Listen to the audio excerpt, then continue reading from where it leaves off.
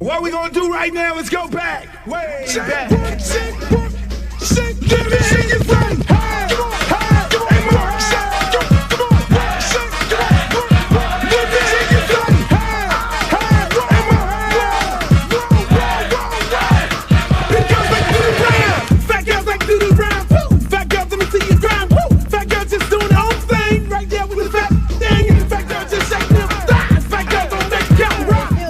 Baby. What's up? I thought you was gonna start hanging out with the big girls again. What is all this trash?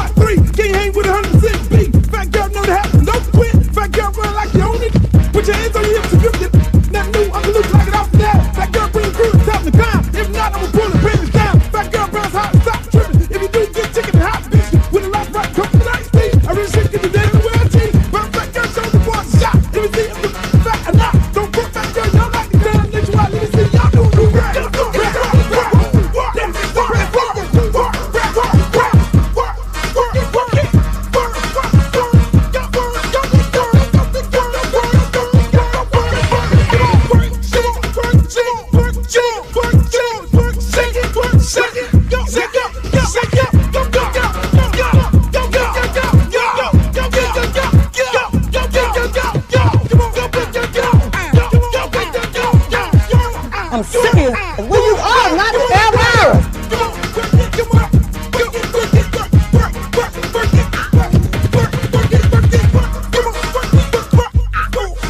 Oh, not the Britney Spears. Hey, how you doing?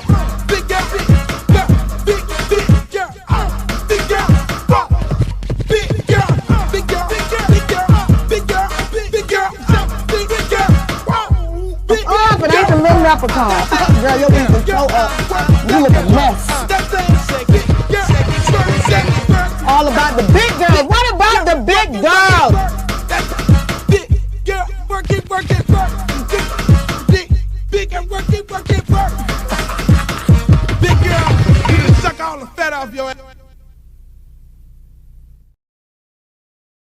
Hey, what's up, y'all?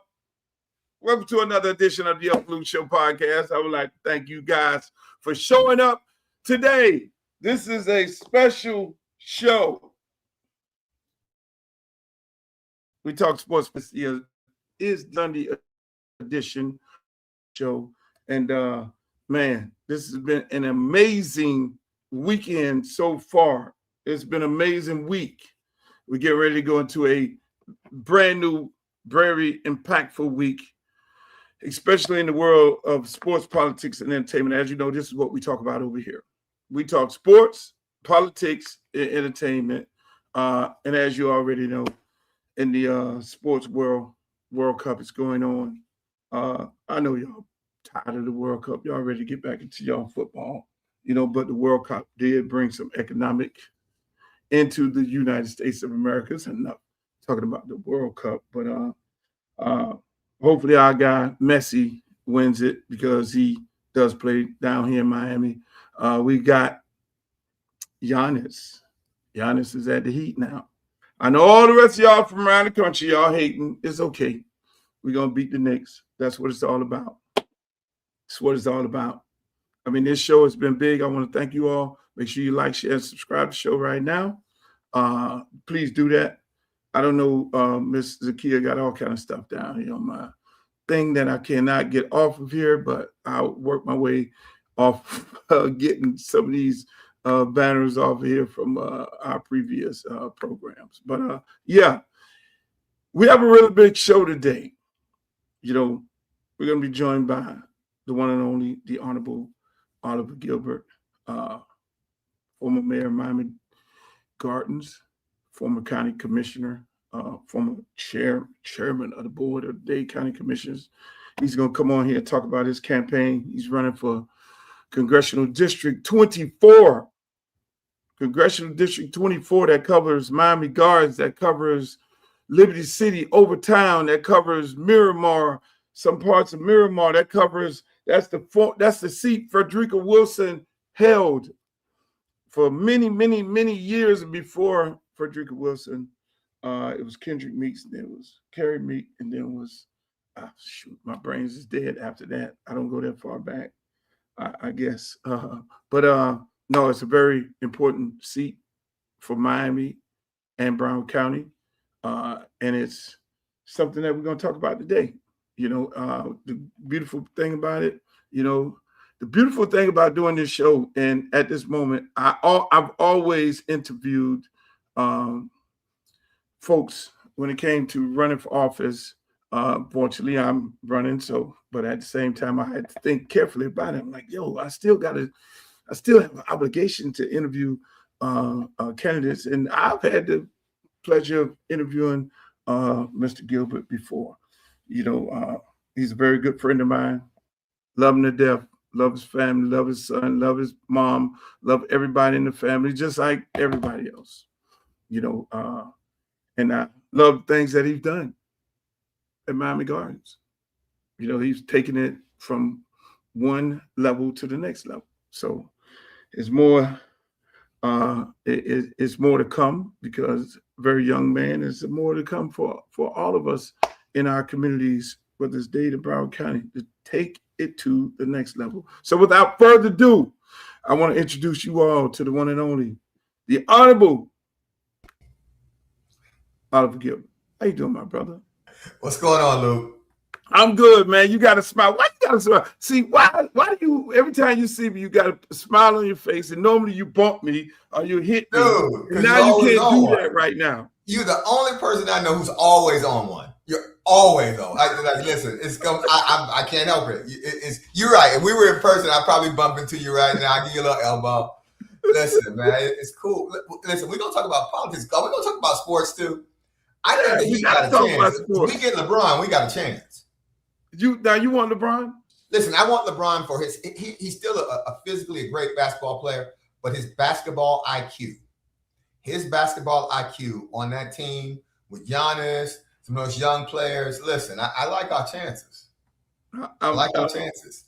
I agree with you, and it would save him a lot of wear and tear on his body, because you can't double.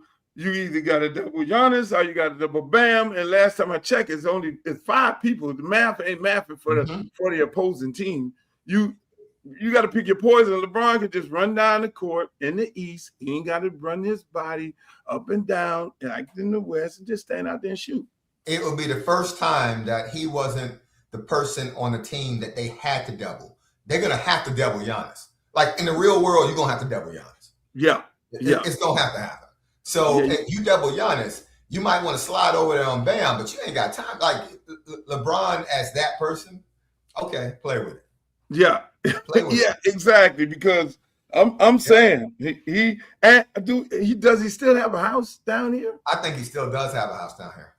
And if you don't, we can get him one in Miami Gardens. We can get him a house. Yeah, we good. We got your place. We got some place for you. Yeah, I love LeBron, man. I do some work with him. I've been doing some work with his production company for years. We do it, and it's good. The guys over there, they work real well. It's a beautiful thing. But man, what your Dolphins going to do? See, I got to. What are your Dolphins are going to do? Oh, listen. First of all, our Dolphins. I want to call them our Dolphins. Our Dolphins are going to be fine. Listen, I like our quarterback. I still think it's kind of a rebuilding year. I think we're going to take kind of rebuilding. Kind of a rebuilding year. We got some talent, but it's kind of a rebuilding year. We need a couple of years. What I like about them is they're looking at offensive line and defensive line. I like that. I believe that you have to build a team from the line out.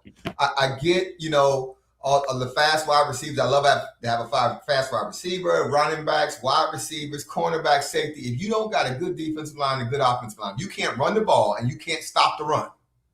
You will not be successful in the NFL. That period, point blank, just stop. You have to actually get a good offensive line, good defensive line.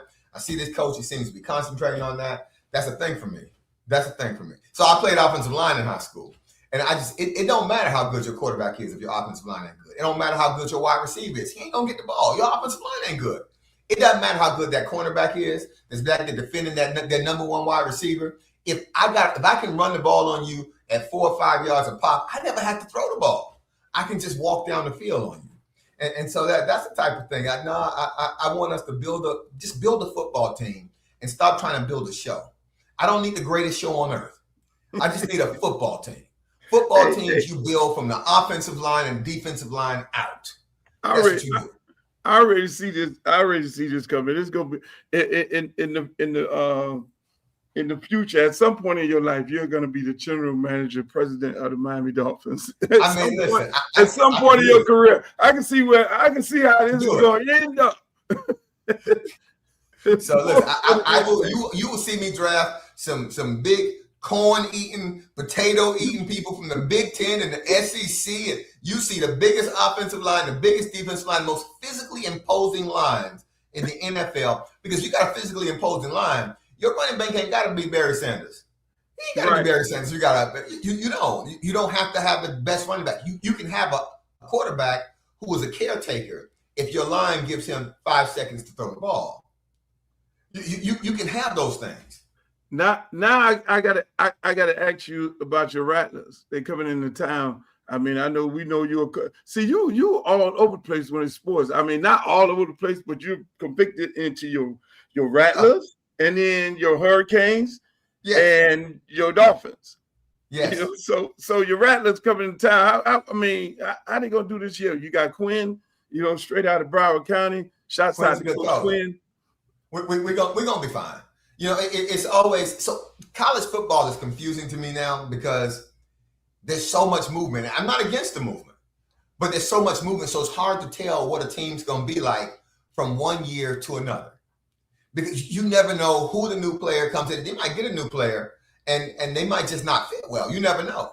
So you know what they did at their previous team. You don't know what they're going to do at their current team. But I think the Rattlers are going to be fine. I would like to see for FAMU and UM. And I think UM is starting to do it. I like the portal. I think it can help you to plug holes. But for your main people, for your quarterbacks and stuff like that, I want you to actually develop talent. I don't think that you can have a program that always goes out and gets people. I think you got to develop talent. So that's what I would like to see them do. Well, that's fortunately, that's going to be one of the questions I ask you once we start talking, because going into Congress, that they are trying to create a bill, craft a bill for NIL, which will directly affect the direction and the trajectory in college football. So that's going to be one of the main things that happens. I'll tell you right now, I don't know what the bill's going to look like, but listen, it's not like I'm overly an NIL advocate, but I do believe that for years, college students and primarily young black men are being pimped. So the millions and billions of dollars in these programs, and now it's a problem. It's a problem, and let's be clear, it's a problem when they own their own name, image, and likeness. So that's saying I own me and you don't own me. No, I don't see how we're going to go back on that. I think this becomes a problem now because of the fluidity in college football, and some of the bigger programs, more historic programs, don't have a chokehold on recruiting like they used to, because now everybody can pay people. And so everybody can pay people. So I think it's challenging, and we might want to tweak how it's done, but I don't think we can go back. I think these young men and women have athletic ability. I think what we do need to institute is financial training. If they do in some discipline, they do this right. Some of these young folks, when they leave college, they'll be set to be entrepreneurs for the rest of their life. If you get $800,000 in some of these states, you buy 3 rental properties. You just start renting those properties out. You do that every year. You stay in college 4 years. By the time you out, you got 5 or 6 duplexes. You got an apartment complex. You got equity all over the place, and it empowers you to actually live your dreams. And so when I look at this, I ain't even thinking about, most of these kids ain't gonna play in the NBA, NFL, WNBA. They're not gonna play any of those places. Most of these kids ain't gonna play those places. But given the opportunity to invest that money, given the opportunity to actually have a financial planner to say, hey, listen, this is how we can set you up. So when you're done, you get your degree. If you get picked up in the league, that's cool. But if you don't get picked up in the league, this is how you're set. You might not be a millionaire yet, but you're on your path. You got equity in 10 to 12 properties. You can do stuff like that. You can invest in the stock. You can do stuff like that. They can do that. And so it excites me because it provides another path. Like I know that sports has been seen as one of the pathways out of poverty for people of all races and ages and genders. What I'm saying is this is another pathway, y'all. Yeah. So I don't want y'all to crap on it. I don't want y'all to try to step on it. This is another pathway. And you're telling kids, if you do the right thing and you graduate high school and you go to college, you get to make some money and you get to possibly invest some money. And so whether you make it to the league or not, you actually have an opportunity to change your life and change your family's life. I don't think we can stop that. Right. Let me I guess this is my last sports question before we get into it. How bad is Carroll City going to beat New Orleans this year?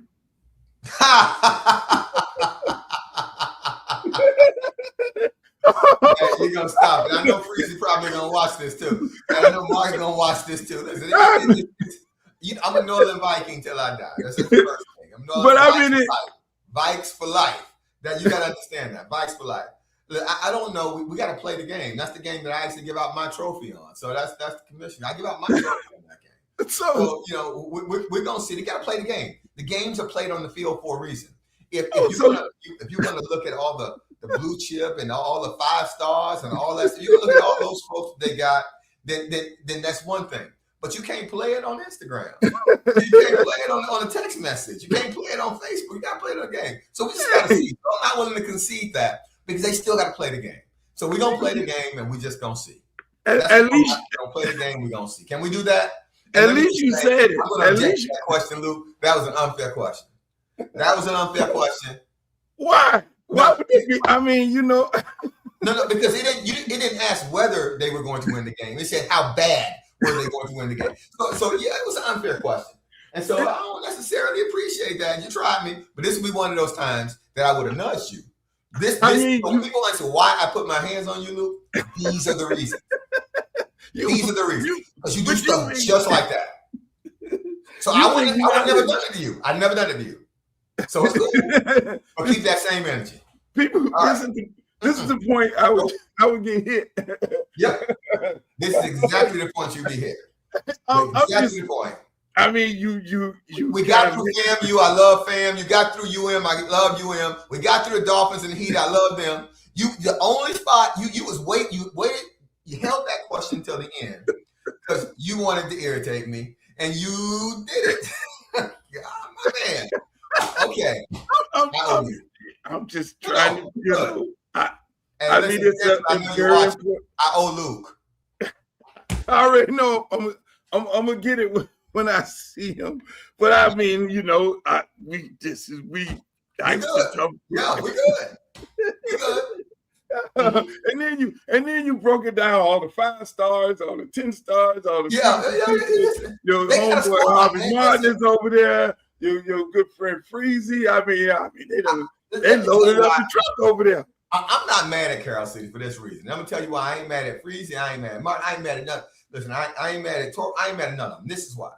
I heard somebody complaining, and it was ironically somebody who I think they had gone to Chaminade or St. Thomas, and they said, "Oh, this is a team, and they just went out and they got this team, and they recruited this team, and it's the best team that money could buy." And I was like, "What you think y'all been doing out of our neighborhoods all this time? Yeah. How dare you criticize them?" Yeah, it's the unmitigated gall to actually criticize somebody for doing what you have been doing.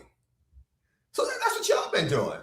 Look, you up and winning state championships with kids plucked from different communities all across South Florida.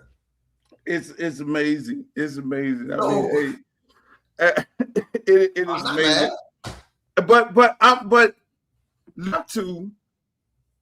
we have to give you a large credit for that, because majority of those top players, whether it was at Miramar, with the state championship run with Gino, I call him Gino the Bambino, whether it was the big receiver over at Ohio State, all those kids came from Miami Gardens.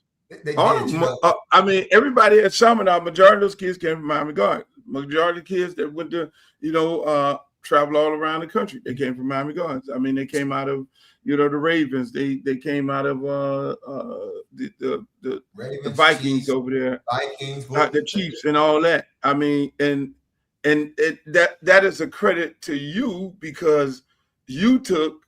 I remember like it was yesterday. When you became mayor, you invested into the parks, number one, because the kids played there. You invested into football, because that was a way out for a lot of those kids. And so as the years went on, because we never know where these kids going to end up at, we know through good coaches, and you also made sure that the coaches were certified. They had to go to certification. They could not be criminals coaching the kids. You put certain layers in place, plus the support of the entire government of Miami Gardens supporting around that.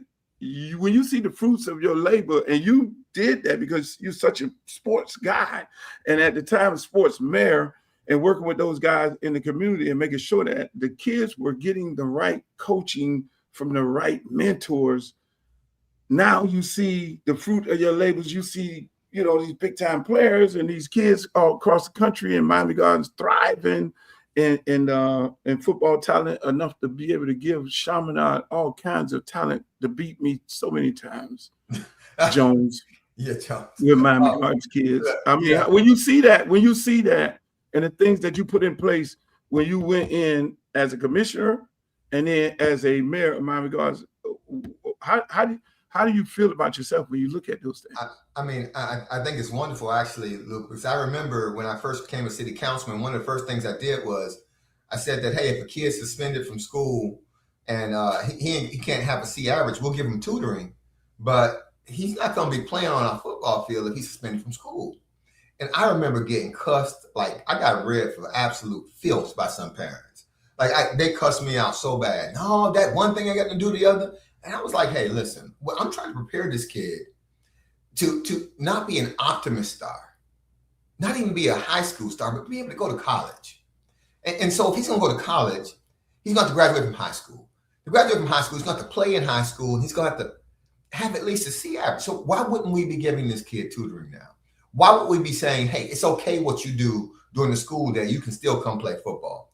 And parents hated it at first.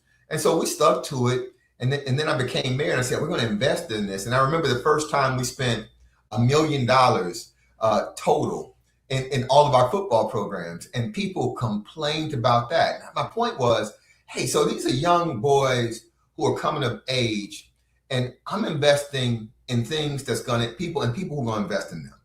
Now, what I'm saying is this. We didn't have a problem spending that $1 million on police officers. We didn't have a problem spending that $1 million on jails. Why would we have a problem spending that $1 million to actually after school, we with some men. Some of them may or may not have father figures. Some men who will talk to them. Their coaches now know that they have to do right in school, so their coaches have to see their report cards. Mm-hmm. The coaches have to. Their coaches are talking directly to their teachers now. So we made it. We created a situation where now these young men who are stars on these fields are also doing the right thing in schools. And if it just costs some extra money, what we've done is actually changed their lives. And we've also changed the direction of the community by changing their life. And it didn't save everybody, it saved a lot. And I remember that a mom who had cussed me out, I remember when her son graduated and he got a scholarship to go play in college, she hugged me crying, saying thank you. And I knew that day would come, that day had to come. And so I admire this. I admire what you all do, what you've done for years. That people don't know how hard it is to invest in young men, especially when they smelling themselves. They got all type of ability. They've been told they're all world by everybody else. To be able to build them up but keep them humble at the same time. To make them an individual star, but also make them understand how to work as a team at the same time. Those things are not easy. And so I look at the things that you all have done for years, the kids that you poured into for years, and you might not be able to actually see the effect that you've had. The coaches, the optimist coaches, the high school football coaches, y'all don't see the effect you have maybe, but the aggregate of your effect, listen, you close down prisons for people who aren't in there that would be in there. Graveyards. I mean, so those are real things. Like I was a prosecutor as a lawyer. Mm-hmm. You can see the effect of young men at that age when they don't have someone who adds that type of structure and discipline and focus to their life. Mm-hmm. And so that has to happen. And so it did happen. And I'm very happy. When people talk about how I turned around Miami Gardens, we talk about the economic development and the crime went down and all these other things. I talk about the parks. Yeah. Our parks were closed. I redeveloped them and I opened them. Yeah. You know, and so that's an ongoing process. People are still building out the bond. You still see that happening. But I created the atmosphere and the attitude that we don't have to build, we don't have to move to some place to have something nice. We could actually build it. We could actually create it. And we can have that on our parks. You want to do science, technology, engineering, mathematics, you can do it in Bunch Park now. You know, you can do that. You want to have gymnastics, dance, volleyball, you can do that in these places. We want to have a senior center for our seniors, dedicated spot. You can do that now. We could have that type of stuff. But I thought that was central to actually us becoming a community. We were a city. We became a city in 2003, but we had to coalesce as a community. To coalesce as a community, you need community spaces. And so we actually did that. Yeah, and that's why, I mean, I could, you know, because I've seen you when as the commissioner. I've seen you. I didn't know you that well as a Broward County prosecutor. Thank God. Yeah, you know. But at the same time, I seen how you and I've seen how you went into Miami Gardens as a commissioner and how you grew Miami Gardens as a city from it being a city when, you know, Shirley started up, got it going. But then there's always a situation where the mantle has to be passed and that individual have to take it to a whole nother level. And then that individual, obviously Rodney after you, and everybody has to continuously take it to another level. And so to see the work that you put in, you know, I could not even start this conversation without praising you for the work you've done in that community, and more so for the entire South Florida. You know, we can sit on here all day and talk about some of the things that you've created, whether it was, you know, partnering with Kendra, bringing the Orange Blossom Classic back here, something that had not been here for hundreds of years, and the economical impact of that, you know, I mean, out of this world. I mean, when you think about your legacy, how would you want folks to describe you? I mean, I made a difference, whether I talked about it or not. and the differences you can see. I'm a proponent of the idea that there ought to be an impact on a place such that when you leave, people can see a difference. And so when I'm walking through and I'm going door to door now, talking about the congressional race, that's the thing that actually resonates. People, you can see a difference. You could see a difference. And Shirley was our inaugural mayor. She started the city. She took it away. When I came in with the idea that I see people and hear people talking about they're going to leave Miami Gardens, they're moving to Miramar. Hey, listen, I'm going to build something here with you. I'm going to change this zoning. I'm going to recruit businesses. I'm going to clean these streets. We're going to do this. We're going to open these parks. We're going to do this. And you could see it. I remember when I told folks that we were going to be an all-American city when I became mayor. I said it in 2012. And people laughed out loud at me. And in 2020, we became an all-American city. Yeah. And I just chuckled. I chuckled because, you know, the city that people had said could not succeed had succeeded and surpassed all expectations. Mm-hmm. And that wasn't just me. It was the council members who trusted me with their votes. It was the community who trusted really a kid with an imagination. What I talked to them about when I ran for mayor was that I was just from here. And it raised me to be a very specific type of way. You said go to college, go to law school, get your degree, work hard. I get all of those things. And what I'm telling you is that we can have better, we can do better if we focus and we aggregate our resources together. And so I talked to them about that and they believed in me. And so they gave me that chance. They gave a young kid from Miami Gardens a chance to exercise his imagination over the third largest city, like in the county, the largest predominantly Black city in the state of Florida.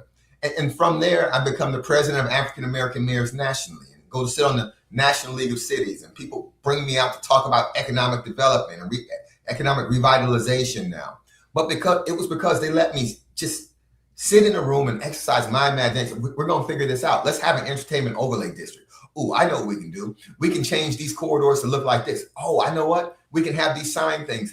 And it was just me looking around the country and in some respects the world and seeing things that worked in other places and trying to iterate and make them something that could work here. And so it wasn't always easy. Listen, I remember when Topgolf came. Topgolf was supposed to be a truck parking stop, like a truck. And I remember those people came to the council meeting and was upset about Topgolf. We don't need no Topgolf. We don't even play golf. And I was like, y'all, it's not like that. It's not. So we changed the zoning anyway. I went and recruited them. We recruited them anyway. And then when they start hiring folks from the community and they start going there and having their birthday parties there, and then people start meeting there for happy hours and eating the little poppers and stuff, and everybody's like, oh, this is nice. It was nice then. What I needed was proof of concept. I needed to show big brands and businesses that you could actually bring people into Miami Gardens because of our location. Mm-hmm. And so it was the economic proof of concept that we needed in Miami Gardens that would spur economic development, and still is working. So, you know, when on 27th Avenue, they're finally at the point where they're actually trying to lay the infrastructure for the hotel and the city place that's going to be built there. Mm-hmm. And as a county commissioner, you know, I went to the county and I got us $25 million around that to build a performing arts center because I'm tired of having to go places for graduations. I'm tired of having to go places for plays and comedy shows and small concerts and recitals. We ought to be able to have a nice place here.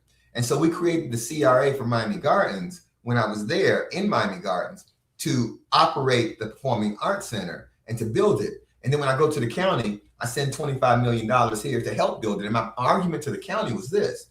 Listen, I get it. It's in Miami Gardens. It's with the city of Miami Gardens. It's their CRA. But this is a part of the county where you didn't invest in before. There are no public spaces that can allow folks to meet like this in this part of the county. There are no places. You have them in the city of Miami. You have other places. You don't have them here.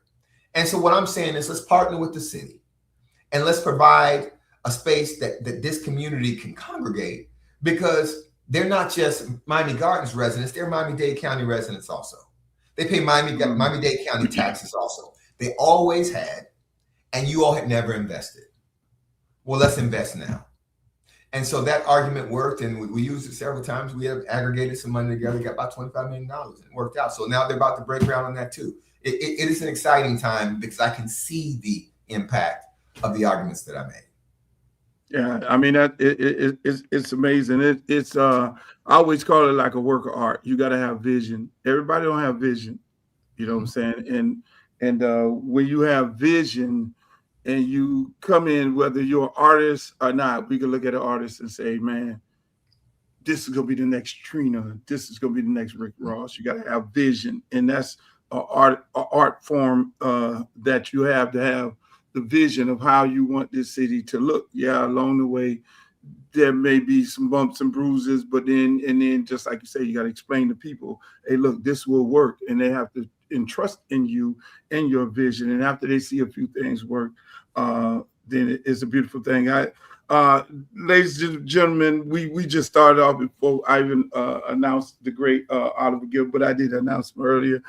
They were joined by Oliver Gilbert, spent large part of professional life in public service. Oliver Gilbert served as the mayor of Miami Gardens. He served on the county commission, District 1 chairman, Miami-Dade County Commissioner. He also is running for Congressional District 24 in Congress. Oliver Gilbert was also anointed by the one and only Frederica Wilson to take his to take her seat. And today we're going to talk about his vision for Congress and why he believes he's the right person to replace Congressman Wilson. I want to thank you, my brother, for coming on the show. You know, I like I said earlier, I was toying with because I am running in a race. Okay, do I continue doing what I normally do in election time? And I was like, nah, yeah, I got to do this because we owe it to the community. And, I got on the phone, called 10. Hey, look, we got to talk to Oliver. And, because there's a lot of things going on. It's a lot of this race that you're in is a very, very, very important race. And, it's a lot of folks in this race. When you look at this race and you see some of the people in the race, some people who have been friends of yours for so many years. I mean, how do you approach a race like this? Because normally you run unopposed. I think you probably had one person to run against you one time, and she was your friend and still ended up being your friend. How do you look at a race like this when you got so many people that you've known for so many years? How do you process a race like this? Yeah, it's tough. It's tough for us, the people who are in the race, but it's even tougher for the people who support us on Instagram. Like, listen, I know Shepard and I are friends. His supporters, they hate me. So it's fine. Oh God. Oh. Dude, it's crazy. So like, we're like, it's fine. So when we're all on stage together and we're going back and forth, I'm not really thinking about the people on the stage. I'm thinking about the people in the audience and in the community, and to the greater extent in the country. My candidacy is not against any of the people who are listed on the ballot with me. My candidacy is for Congress and for a country that we can actually believe in again. Look, the level of hopelessness that's mounting in this country is so dangerous, Lou. It scares me to hear so many people think that they can't make a difference. And one of the reasons it scares me is that's what they want you to think. I was at an event, I think it was yesterday. It was at one of our senior towers, and the lady said she doesn't really like to vote because it doesn't make a difference. And I said, that's what they want you to think. But if it didn't make a difference, why are they trying to pass so many laws to make it so difficult to vote? Because they know it makes a difference. Your one vote, you might think might not make a difference. But when you aggregate that vote with my vote and your vote and folks around this country, we have the power to speak things into existence when we say it together. We have the power to say that healthcare is a right. When we say it together as a country, that manifests into something. I think that we've forgotten that we can actually do big things. And one of the reasons that I think that I know that Frederica endorsed me, and I'm proud to have her endorsement, is because of the stuff that you were just talking about. She saw the work. Like everybody's going to basically say the same stuff. Everybody believes in healthcare. We all believe that stuff is it costs too much. It's too expensive. Your housing, your healthcare, prescription drugs, your food, your gas. You can't afford, everything's getting more expensive, but your wages are staying the same. That don't seem right. Everybody believes that stuff in this race. Everybody running against believes that stuff. The question is, who's been effective at working? And so everybody's going to say, well, they've been successful. I heard, I passed this many. This is someone who's actually doing the job right now, representing this same group of people right now. She knows what it takes, and she's had the ability to observe all of us. And she said that it was necessary to choose me because she had seen me work. So she knew I'd worked in Miami Gardens. I'd worked in the county. She knew that I would go to Washington and I would work, and I wouldn't just go there and talk and just constantly post on Instagram. And I'm not here for that type of stuff. A lot of stuff I do for people, you never really see it. Like, you'll know about it. Yeah. 10 of y'all folks will know about it, but I don't go. Listen, 80% of the stuff I do for folks, I don't post. Yeah, we don't post. Exactly. We don't. We have to sit there and talk all day if we explain to people the things that we've done for people and the things that we've done. Let me ask you. So, what part of her legacy would you continue, and what areas would you approach it different? I mean, the 5,000 role models of excellence is something that I think has to continue. It has to continue. It has to prosper. It has to grow. It's done more to interrupt the school to prison pipeline than any other program probably in this country. And so if we want to continue to affect the young men and the families in this community, it's incumbent on us to make sure it grows. And so I would definitely include that. I mean, Frederica and I have completely different styles in some respects, though. And so I would do that. We're going to invest in money in that. We're going to invest time in that because I believe it has to grow. And I'm committed to that. The things that I would probably focus on as a congressman, I believe that we ought to have more businesses. Like, I like people having jobs. I'm actually sponsoring a job fair with the congresswoman. And so, we need to also have business fairs. And one of the things that I'm proposing is I call it the SBA 2.0. Like, I actually have policies that I want to actually, I'm not speaking in generalities. I want to change the programming and the formulas in the SBA 504, 7A. I want to change them.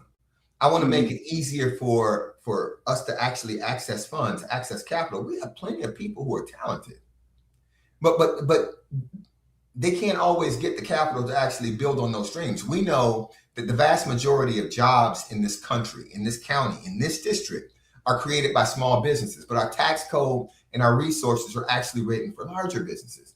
Well, why can't we have an opportunity type zone that's designed for specific areas, but for businesses, where we actually invest, we make it easier for you to have access. So we have areas that previously have been neglected and we know we want to open businesses in those areas. Well, let's do that. We did it for people buying land, but them buying land is good, but that just encouraged people to come buy land in our communities. How about you give the people who are there the opportunity to open businesses in their communities? So you can turn your soup kitchen or your kitchen into an actual restaurant. So you can actually transform and circulate dollars within your community. I would focus heavily on that. I think one of the things that I didn't like and I don't like with folks, and this is going to be Republicans and Democrats alike, when they come to our community during election time, they're always talking to us about social services, and that's cool. I believe in social services.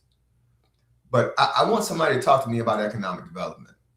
Right. I want somebody to talk to me about, the growing industries. I want you to talk. I want our kids to be business owners and employers and not necessarily employees.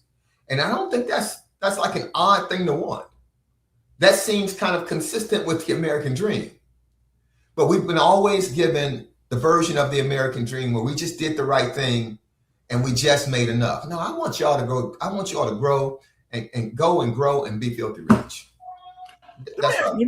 Let me ask you: Do you believe the high cost of housing is running people out of Miami Gardens? Oh, I think to some extent, yes, but I don't think it's just a Miami Gardens thing. I think it's a South Florida thing. And I think what happens is we have all of these experts, but the true test of housing costs and affordability of housing is going to be supply and demand. You have to have more. Your supply has to exceed your demand. If your demand exceeds your supply, prices will go up. If your supply exceeds your demand, prices will go down. That's 101 economics. So how can we build? So when I talk about housing and housing affordability, I talk about it in the context of rapid mass transit. Now, I know you've heard me talk about rapid mass transit a lot. Yeah. But I keep coming back to it because we need to build density along those corridors, but we can't afford to add cars to the highways. So we need to invest in rapid mass transit. If folks had done it 30, 40 years ago, it'd have been a couple $300 million. Now you're looking at $6 billion. One of the things that I will focus on in DC is actually being a good federal partner to try to get the federal government to contribute to something we know has to happen. It has to happen. And remember that Florida has a pretty robust economy, but Miami-Dade County is what pushes it. Mm-hmm. We have to actually move this community forward in a way that allows it to become the capital of this hemisphere. Mm-hmm. We can't do that without rapid mass transit. There are no world-class truly world-class cities without rapid mass transit. And I know people love their cars, but you build rapid mass transit throughout this county, and you will see the transition over time. And that transition will lead to more economic development in areas. It'll lead to more housing built in areas. And that density won't be single family homes, and there'll be people who still want single family homes. But you know what? That density will still help bring down the prices for single family homes. Because when you're adding to the total amount of inventory of housing, you're going to affect the cost of all housing. And it won't come down. It won't come down instantly. It won't happen quick because these decisions take time to kind of percolate and matriculate. And so we're actually living with the policies and the results of the policies that have been passed for the past 30 years. Mm-hmm. Wow. And so we have to be focused on building something that can be prosperous in the future. Right. When you look at it, right, South Florida, we don't have Fortune 500 companies. We're a service industry, and we have hotels, beaches. People come here. Our economic base is tourism dollars and the money that we make off of that.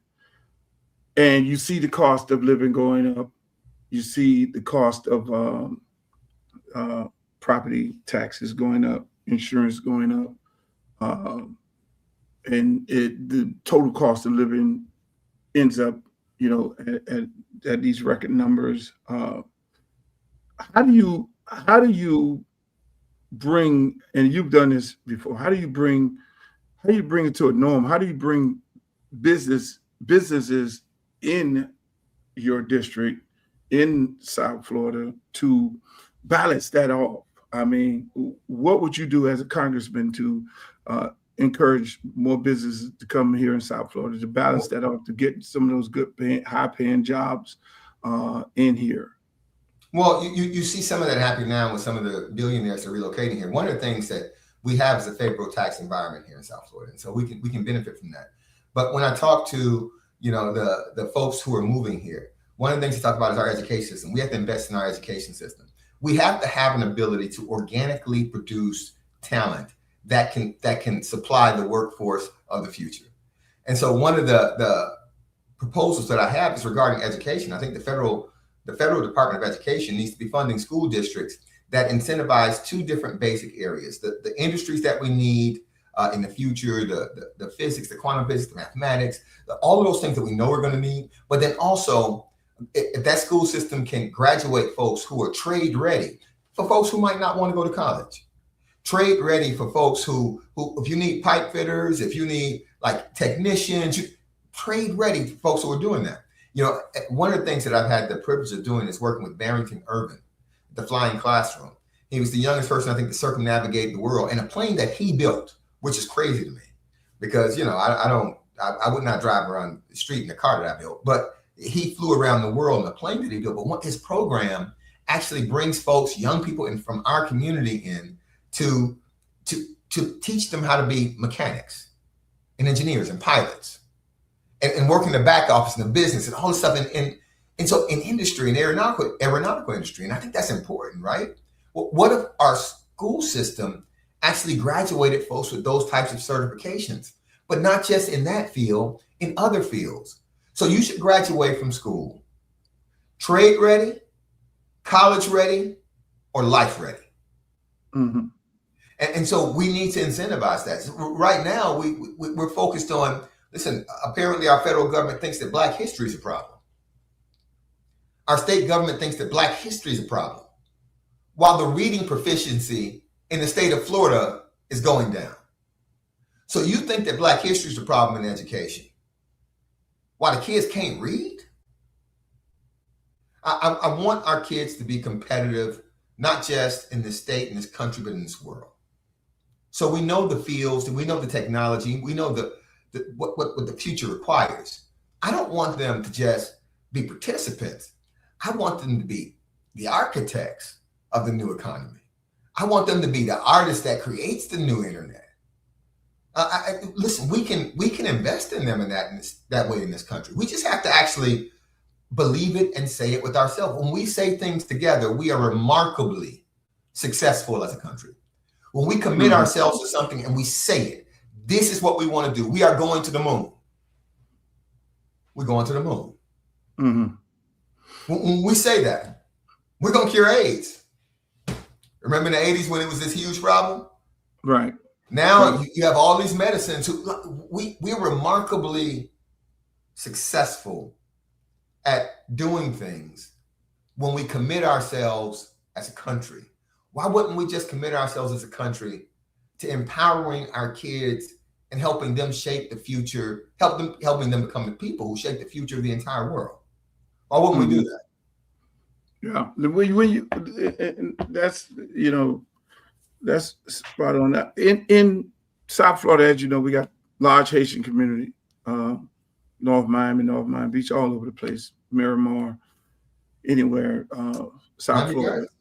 You look at the issues in Haiti, and you look at this administration's position on TPS, ran it up through the Supreme Court. Obviously, they got it, TPS, taking people protective status away. What would your position be as United States Congressman on how to resolve that? I mean, me and you both, we know Marco Rubio very well. I don't, have you been to Mar-a-Lago? I've never been to Mar-a-Lago. Damn, that would have been good because you. No, I've never been to Mar-a-Lago. I'm good. No, I didn't say Epstein Island. I ain't been to Epstein Island either. I've not been to Epstein Island either. So, I mean, how would you? I mean, we have so many Haitians here. A large part of your district is Haitians in it. You're now the congressman, and you're representing Congressional District 24.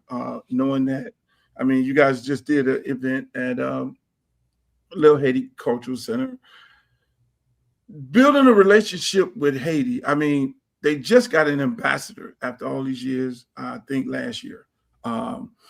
As a congressman, what are some of the things that you would fight for when it comes to TPS and relationships with Haiti? How would you go about dealing with those things?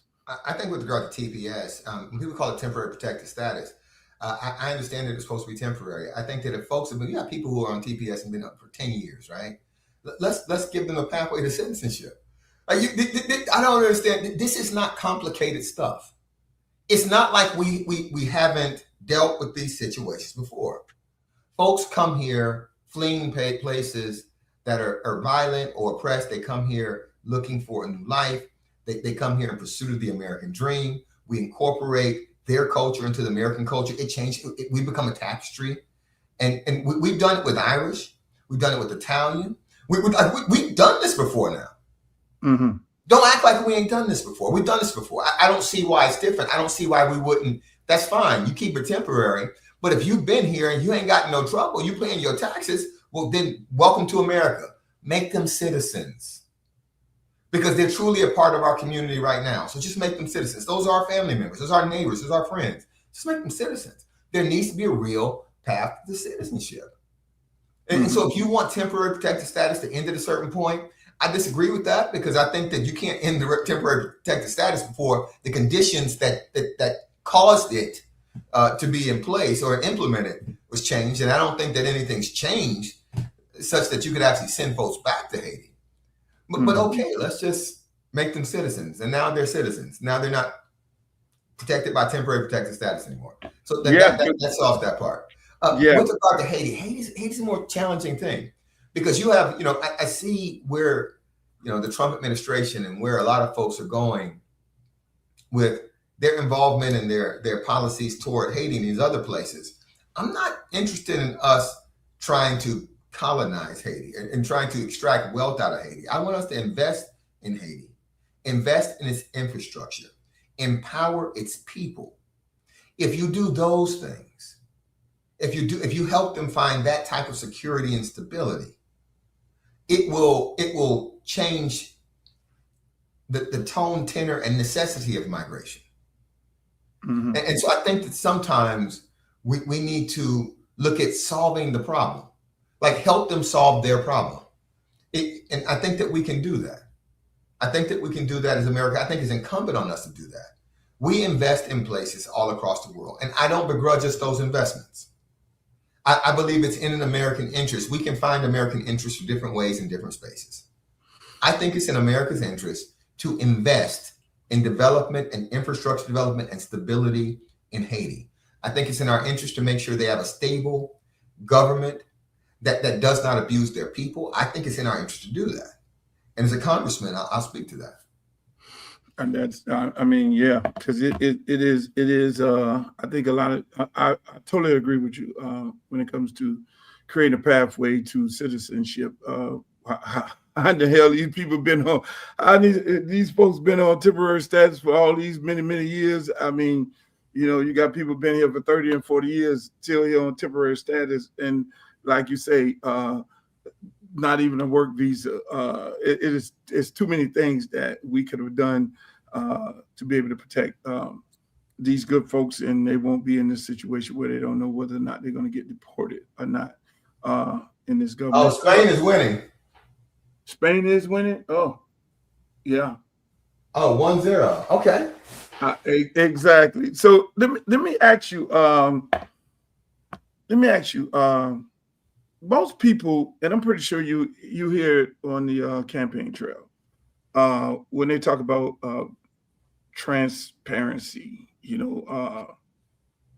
in government and being able to be transparent. I know you've always been transparent. You've always been overly transparent. People know you. You ain't hard. You like Deion Sanders. You ain't hard to find.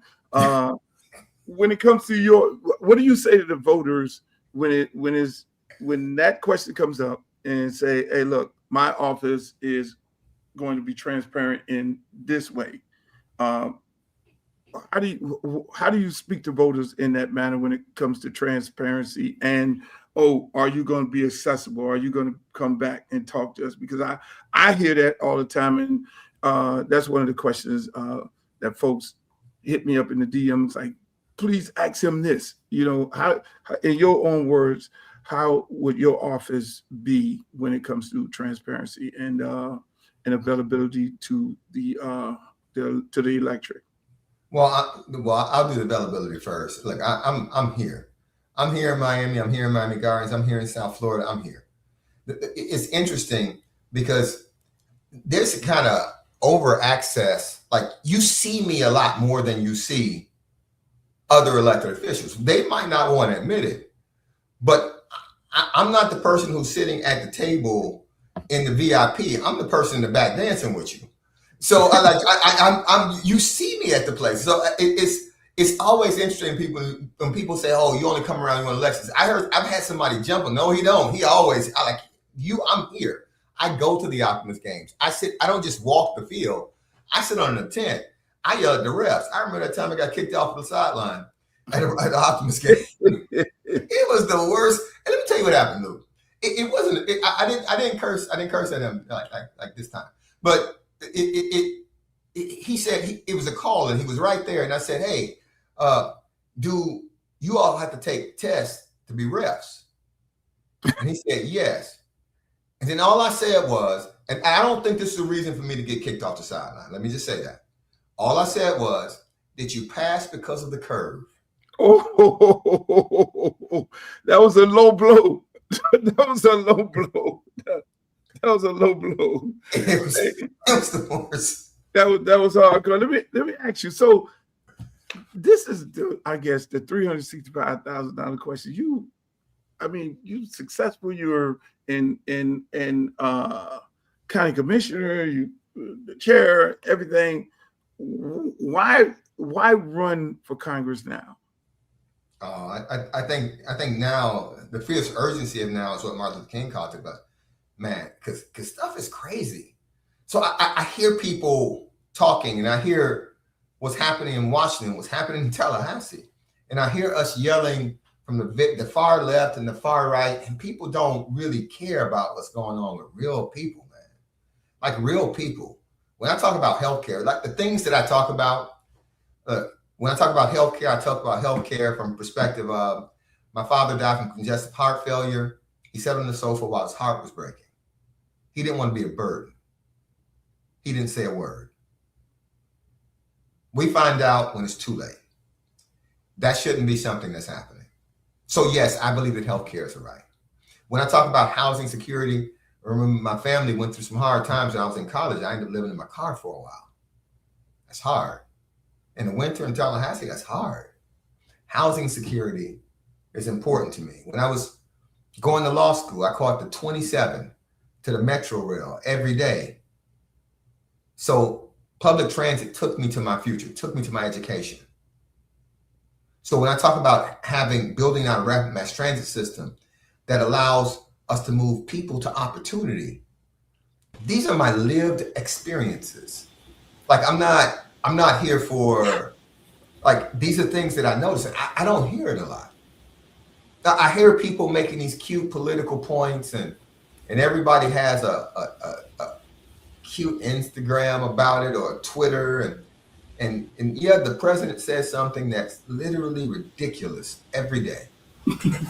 And so because we've gotten caught up in the ridiculousness, we've forgotten that they told us that terrorists were supposed to be paid for by the other people. They told us that the gas prices were going to go down. They told us that groceries would be more effective. They told us all these things, but we're not paying attention to that anymore because we are so distractible as a country. If you mention race, if you mention sexuality, you can get people to stop talking about the issues that affect their day-to-day life for weeks at a time. Mm-hmm. You can. I want to actually propose legislation, work on items that actually affect us every day. Mm-hmm. And so I think that's important. I think having that voice and that presence is important. I think that my history has been, well, the greatest indicator of what someone can do is what they have done. Mm-hmm. I've been successful everywhere I've been, whether it's practicing law, becoming partner in a law firm. Right. Yeah. Right. City council, county commissioner, became chairman. League of Cities, Board of Directors, U.S. Conference of Mayors, Advisory Board of Directors, President, African American wearers, testified before Congress on mass transit, speak all over the country, spoke in Taipei about economic development. Mm-hmm. Like I've been successful in those places. I think that, and it's just basically because I'm always focusing on the people here in this place. If you're an elected official, public servant, and even not here in South Florida, any place in this country, any place in this world, and you just focus on making the world better for the people in this place, what you'll find is the butterfly effects of your efforts will actually transform other places also. And I think it has. I think I can bring this conversation to our Congress. I know I can, and I look forward to it. Right. Let me. So is this?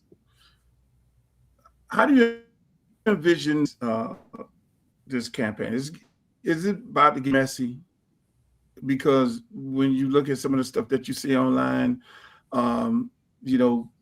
it's like get your popcorn ready. You have different opponents attacking different people, and it seems like everybody is attacking you. And it's coming from everywhere. Obviously, the obvious is the obvious. I mean, you've been the mayor, you've been, and that the guy on the top of the mountain always get shot at. Is it about to get messy? How are you going to handle the mess that's being thrown at you? Well, I'm not going to tell a lie about anybody. That's the first thing. My standard for the campaign is generally just my standard. If I tell you, you can lie about me, I'm going to tell the truth about you, and it's gonna probably be worse. So that's the first thing. I don't know how messy it will be. What I will tell you is this: this is a primary where it will decide who the winner is. You got to get one more vote than the next person. Everybody is in there is committed to actually winning. I, as a general rule, I tend to match your energy. So I don't. What you know what? Me and Keon, we call it park rules. So there's not going to be a situation where folks are hitting me and I don't hit them back. I'm good about, I will actually talk about ideas. I have been. I think I might be the only person who's actually posting real policy. I got real policy. I would love to talk about ideas. I'd love to have a conversation about ideas. I would love to compare our records to the extent other people have one. I love to compare that. I think my record stands up against anybody in public service in this race. And so I look forward to those conversations. Those aren't the conversations that we're likely to have, because I think, and you got it right. I mean, I don't know whether I'm the leader in this race or not. I know that based on my experience, they probably think I'm the leader because they're all talking about me. While they're talking about me, I'm actually trying to talk about the conditions in your life. Mm-hmm. I'm trying to talk about the fact that your wages stayed the same, but the cost of grocery went up. Like I remember the times when I would go to Winn-Dixie, or you know what, Pantry Pride, or Extra. And I remember going to Publix in those places and wondering whether when I swiped this card, it was going to be enough money. Dude, that's people's experiences right now. Like people are experiencing that.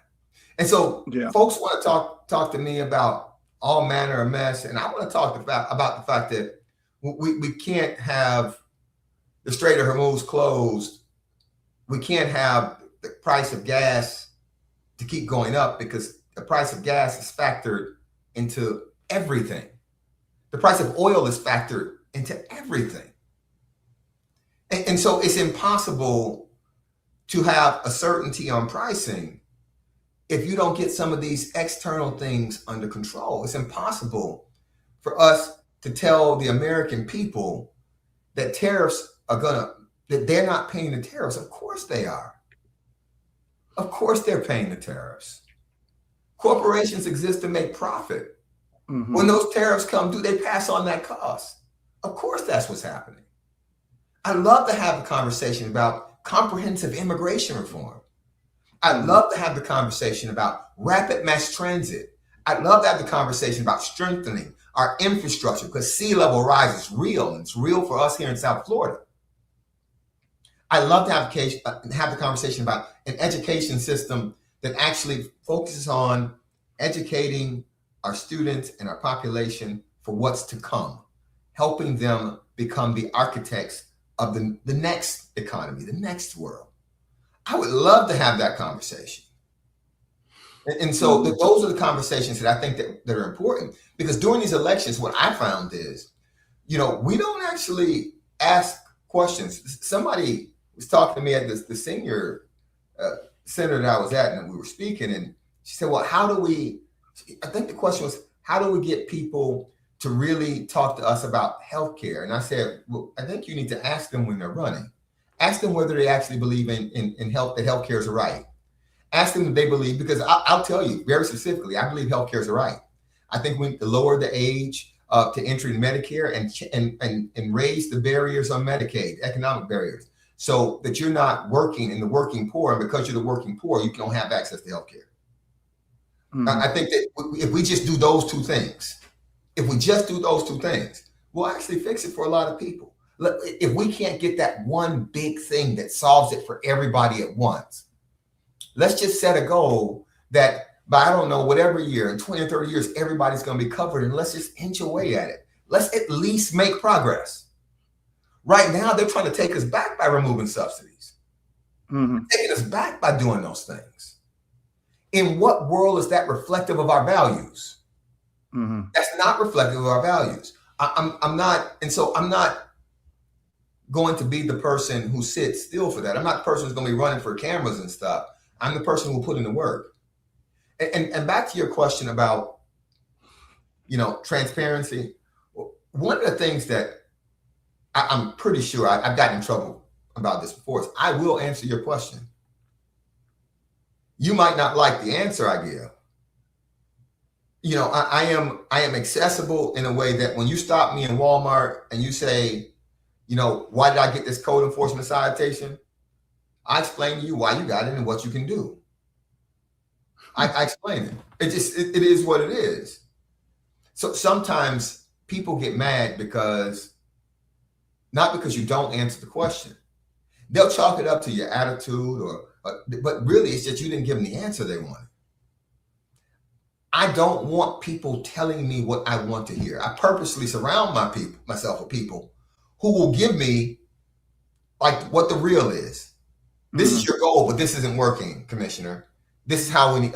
We need that, because for far too long we've had elected officials who weren't actually public servants, but they were actually politicians. They like saying yes to everyone. Right. They like saying yes to everyone, and then they don't deliver on the yes. And there's never a consequence for that person.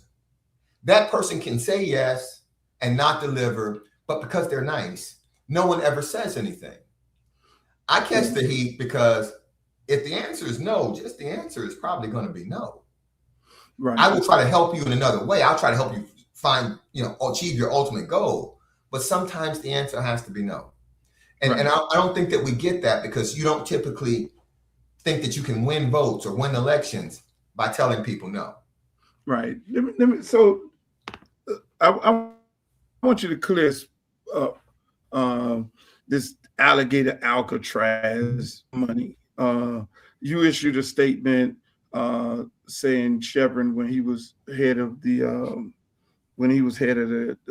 prison system, he took campaign contribution from the same company. And obviously there's been some things said you took campaign contributions from. Explain to us that. I mean, in your own words, the statement and about the contribution. I mean, just in your own words, if you can explain. Yeah, so it's really interesting, because I didn't actually bring Chevron into this.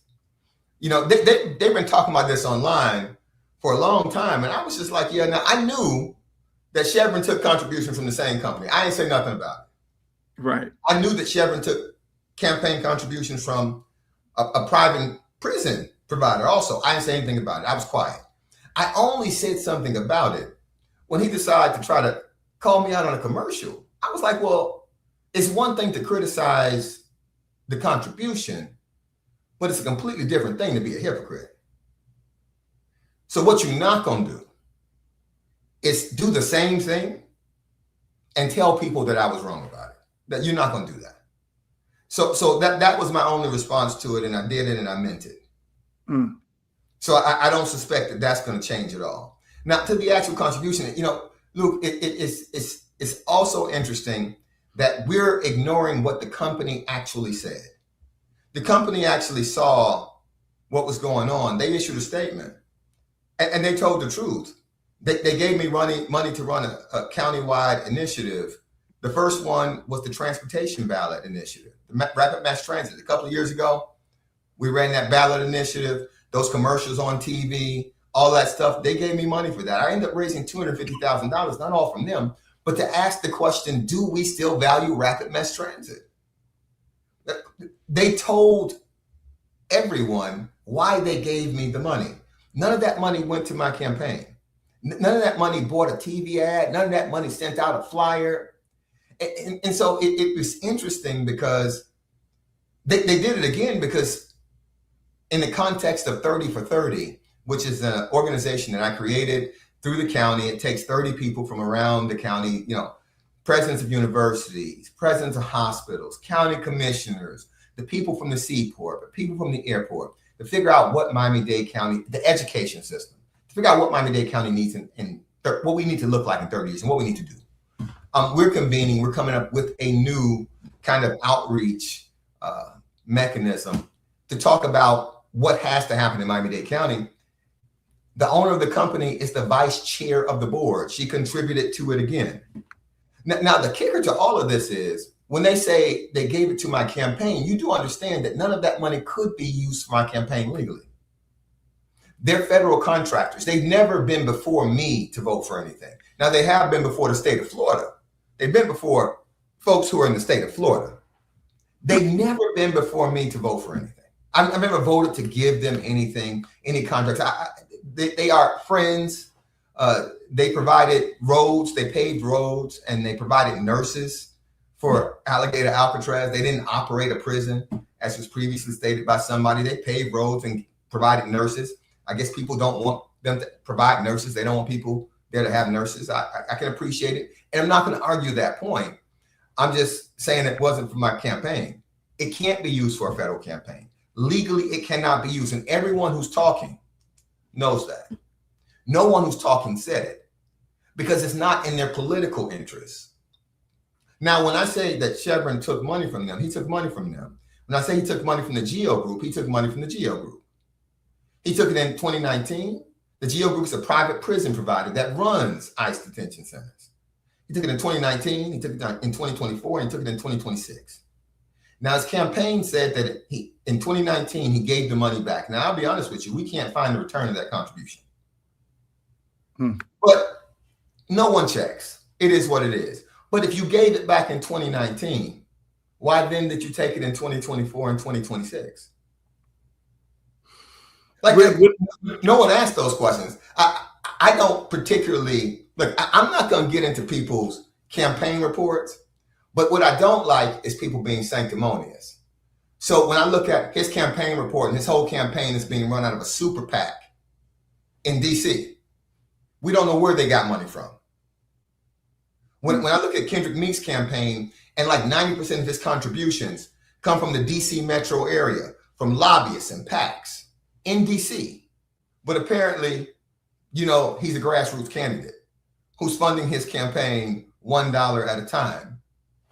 Like, I don't feel the need to comment on anybody's stuff, right? I don't need to.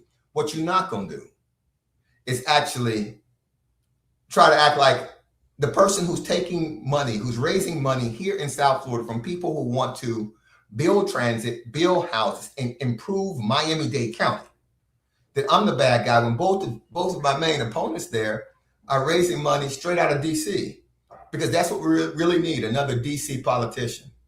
That's what we really need. I mean that's it's again that I can see I can see this thing is going go go left real fast. What's the difference between you and your opponents? I mean, you have a state guy, you have a lawyer, Rod Vereen, you have a county commissioner in Montesine, you have a doctor in Moise, you have like I say, state guy, federal Chevron.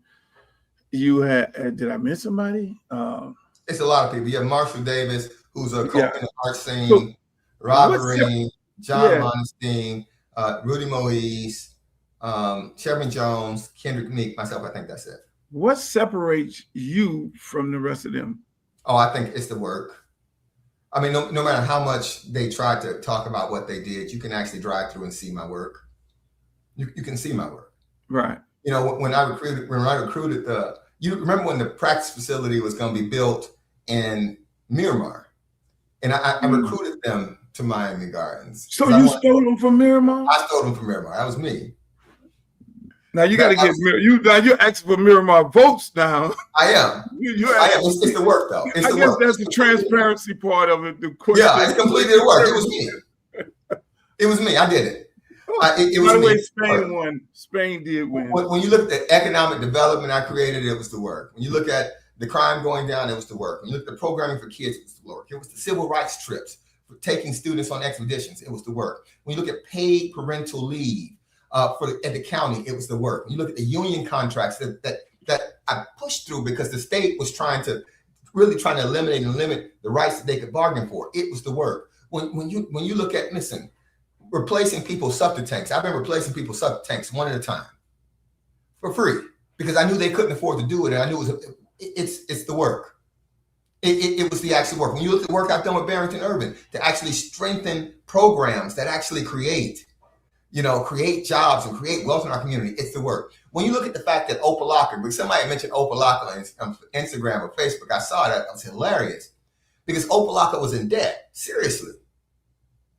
And one of the things that I did, they didn't ask me to do. I said, hey, this is your debt, most of your debts to the county. This is what I'm going to do. I'm going to propose an item that takes all of the interest that you paid, because you ain't paid down the principal yet. I'm going to take all the interest you paid over the years. I want to apply that as the principal. And when I apply that to the principal, it instantly saves them $500,000. But it also saves them more because now they're not paying any interest, and they get to terminate their loan in 2024 and 2028. When people ask me what I did, if I don't have to go to all the gift cards, credit cards, book ball, big bag giveaways, Jazz and Gardens tickets, all those things I did in Opalaka. I don't have to talk about when there was tragedy and fire struck, how we responded even when it wasn't in my district. I don't have to talk about that. I actually made you financially solvent. So when people say, what did you do? But because, and this is, I don't have to talk about the fact that every time you wanted to do an event, I got you the stage from the county. I never asked to be listed as a sponsor on anything. Because I never thought that I'd have to prove that I sponsored it. I never thought that someone would say, he's done nothing in Opalaka. When I was giving out those Publix cards, I never thought to say, you know what? Make sure you post a picture on this with Instagram. When I was giving their seniors Jazz in the Gardens tickets, the same as I do in Miami Gardens. Like it's the work. Let's go even deeper to a new part of the district, Miramar. When Miami-Dade County was looking to build a waste energy facility, and some folks didn't want it in Doral, but they wanted to put it in a site that was like a mile or so away from Miramar. It was me who put in the work. It was me who made the motion. It was me who said, no, hold on. If we wouldn't do it to our neighbors, to our residents, I won't do it to theirs. It was me. I didn't represent nobody in Miramar. I didn't know I was going to be running for Congress and Miramar was going to be in the district. Mm-hmm. I did the work. I did the right thing. So when Frederica endorses me, she's looking at all our work. Look, she was a state senator. She knows what Chevron's done and what he could have done. She knows John Monestein. She knows Rudy Moe. She knows Rob Vereen. She knows Marshall Davis. You know, she knows kind of sort of, I guess, Kendrick Nixon. I mean, he grew up in the DC area, but she knows who he is. He doesn't necessarily have a record in public service.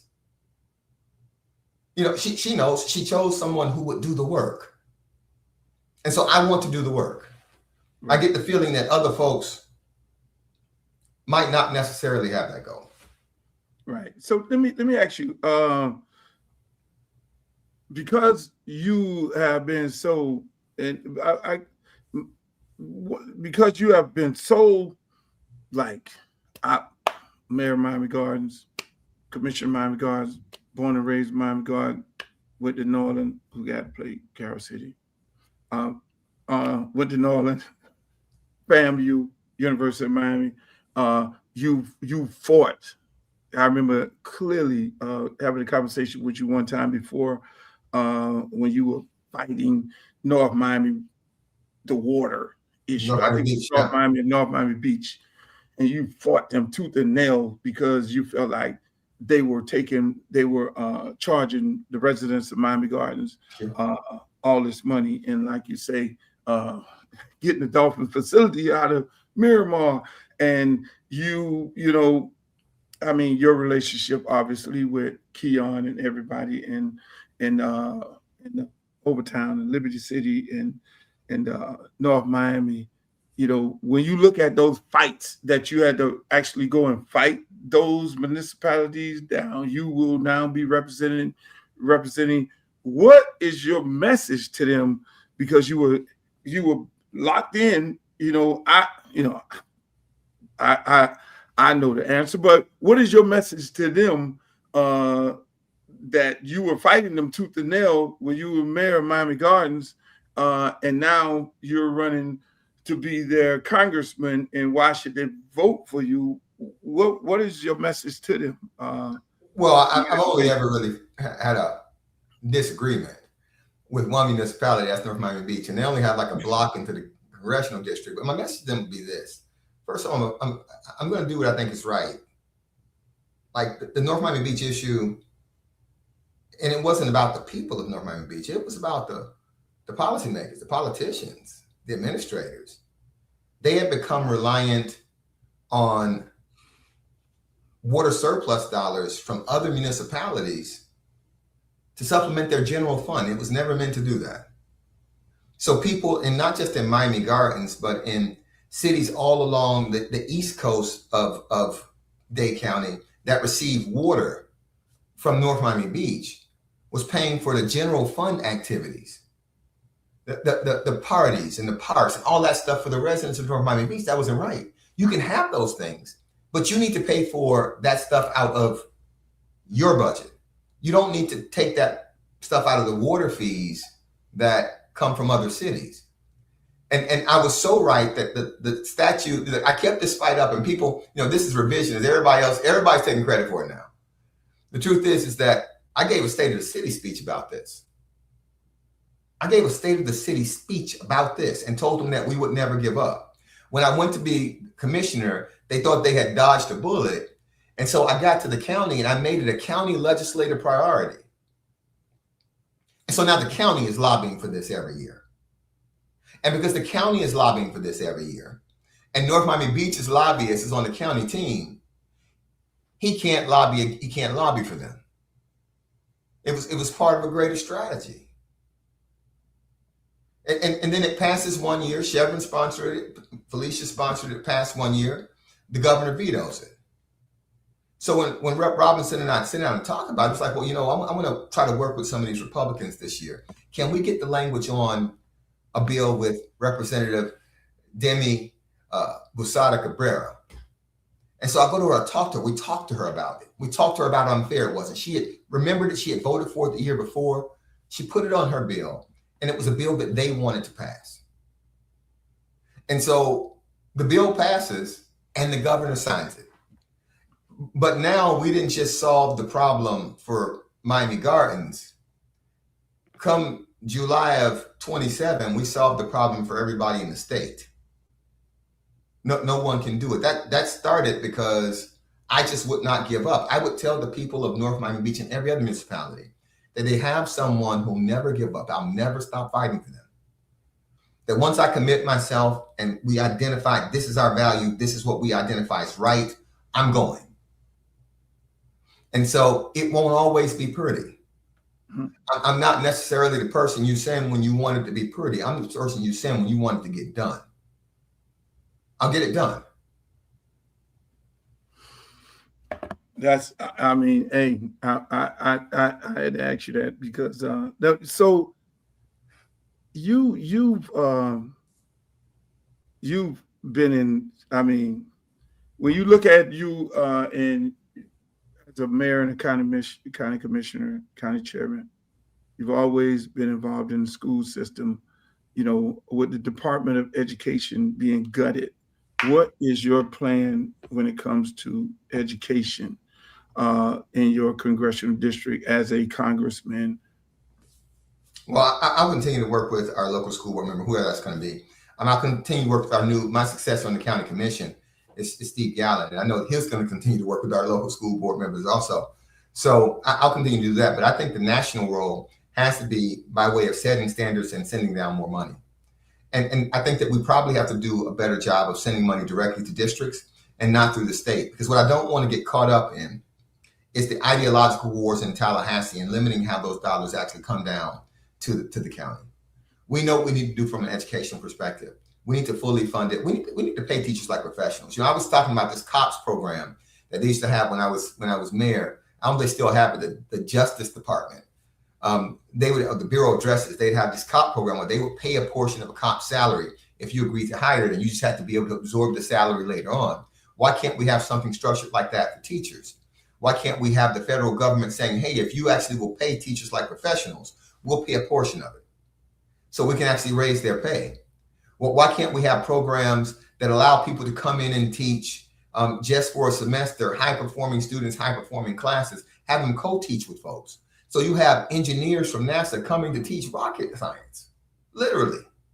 We can have stuff like that. We just have to think about what we want and try to envision a way to get there. And I think that sometimes we get caught into this idea that we need to think outside the box. I don't want you thinking outside the box. I want you to realize that the box is a figment of our collective imagination. We created the box, and then we say that the box is what limits us.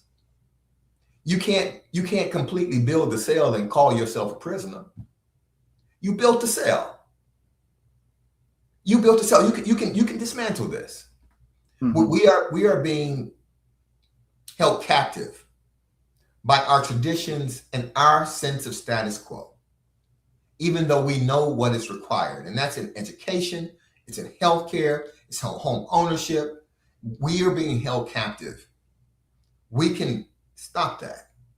That's within our power to stop. That's one of those things that when I talk about when we collectively say something as a country, that we can speak things into existence. We have the power to do that. We have the power to remake this country every 2 years when we vote on who's going to represent us in the House of Representatives. It's the people's house for a reason. We're the people. We are the people. We are the people. Ain't no question about it. Man, this was a great interview. Streeter was in here. You know, I had brought my guy in to talk sports to you, but I guess we covered that with your understanding is that the game being played, Carol City versus no. I wasn't gonna come in here. Stop. Don't do it. Don't let the devil I'm use gonna leave that alone. If there's anybody in the chat that want to ask a question before I let the Honorable Oliver Gilbert go, this is gonna be. It's gonna be. I just love this race. I love it. I can't pay enough attention to it because I got my own race. But I just love the fact that you have different people from different perspectives, different walks of life in this race. There are difference of opinions as to how this congressional district should actually be running. And it's, I just hope at the end of the day, everybody can just come back together and be friends when the race is over with, because these are it's so many powerful individuals in this race. I mean, when you look at lawyer and look at doctor, you look at state senator, you look at you look at a young man, Meeks, and you look at Monestein and all these different folks in this race. My daddy always said the cream will rise to the top. So, I mean, and I'll give you the last word. What do you say to the voters, and why should they vote for you? Born and raised here. And I when I went away to college, I came back here to work and serve. And the value of my service has seeable, it's touchable. It's an understanding of who we are, what we need, and how we actually transform. First, it was a city, then it was a county, and now it's a country. I believe in America. I believe in this district. I believe that our best days before us, but I believe we need to reimagine what we can become. And I believe we need people who are willing to work and who have a history of getting the work done. I've done that. I will do that. I love your support.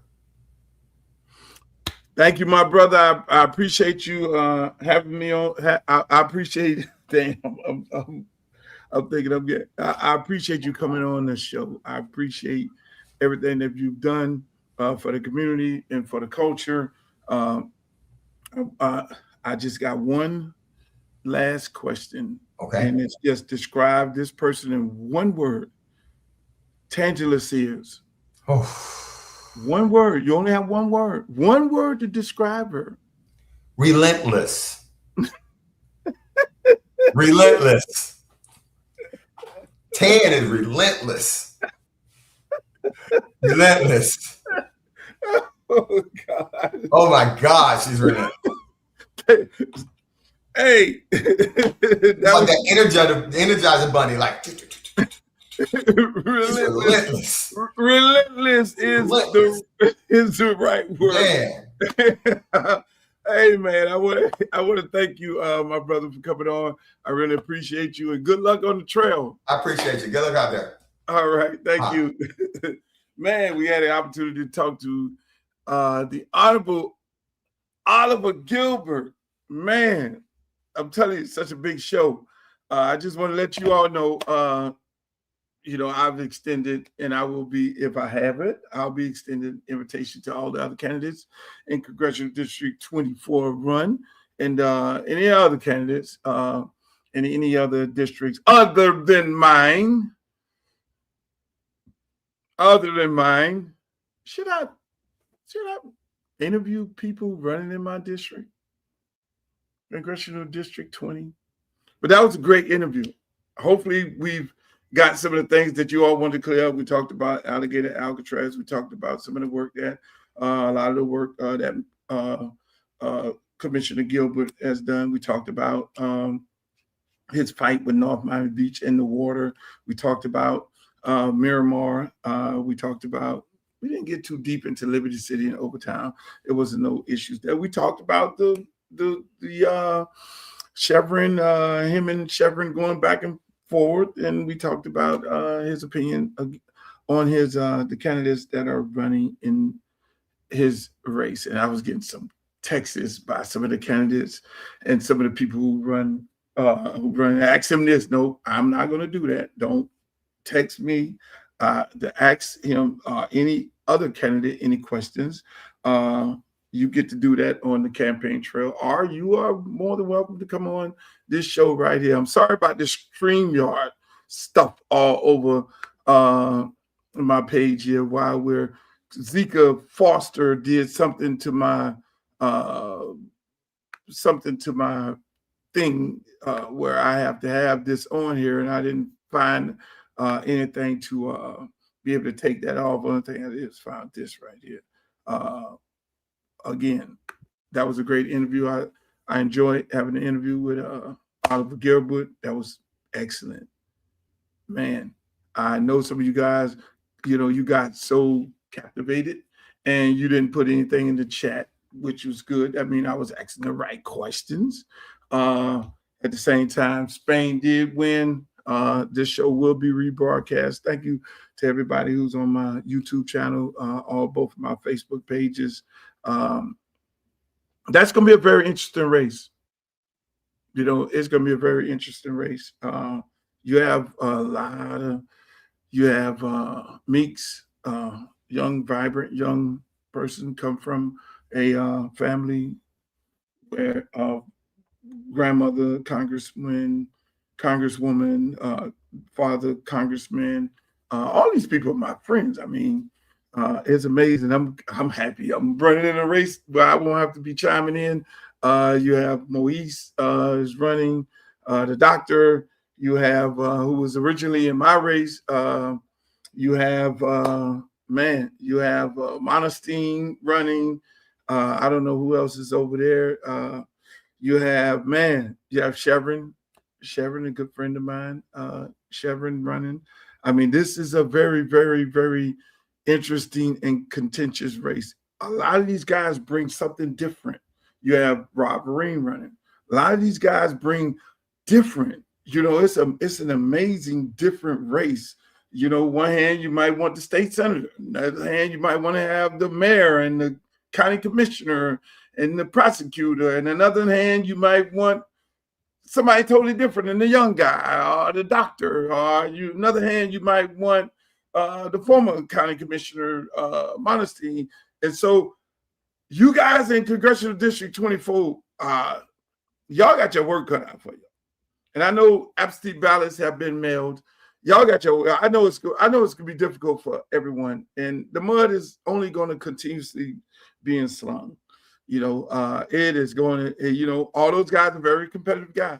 You know, none of them are going to sit back and allow somebody to be attacked and then turn the other cheek. So that's not going to happen. Man, it's totally different than my race.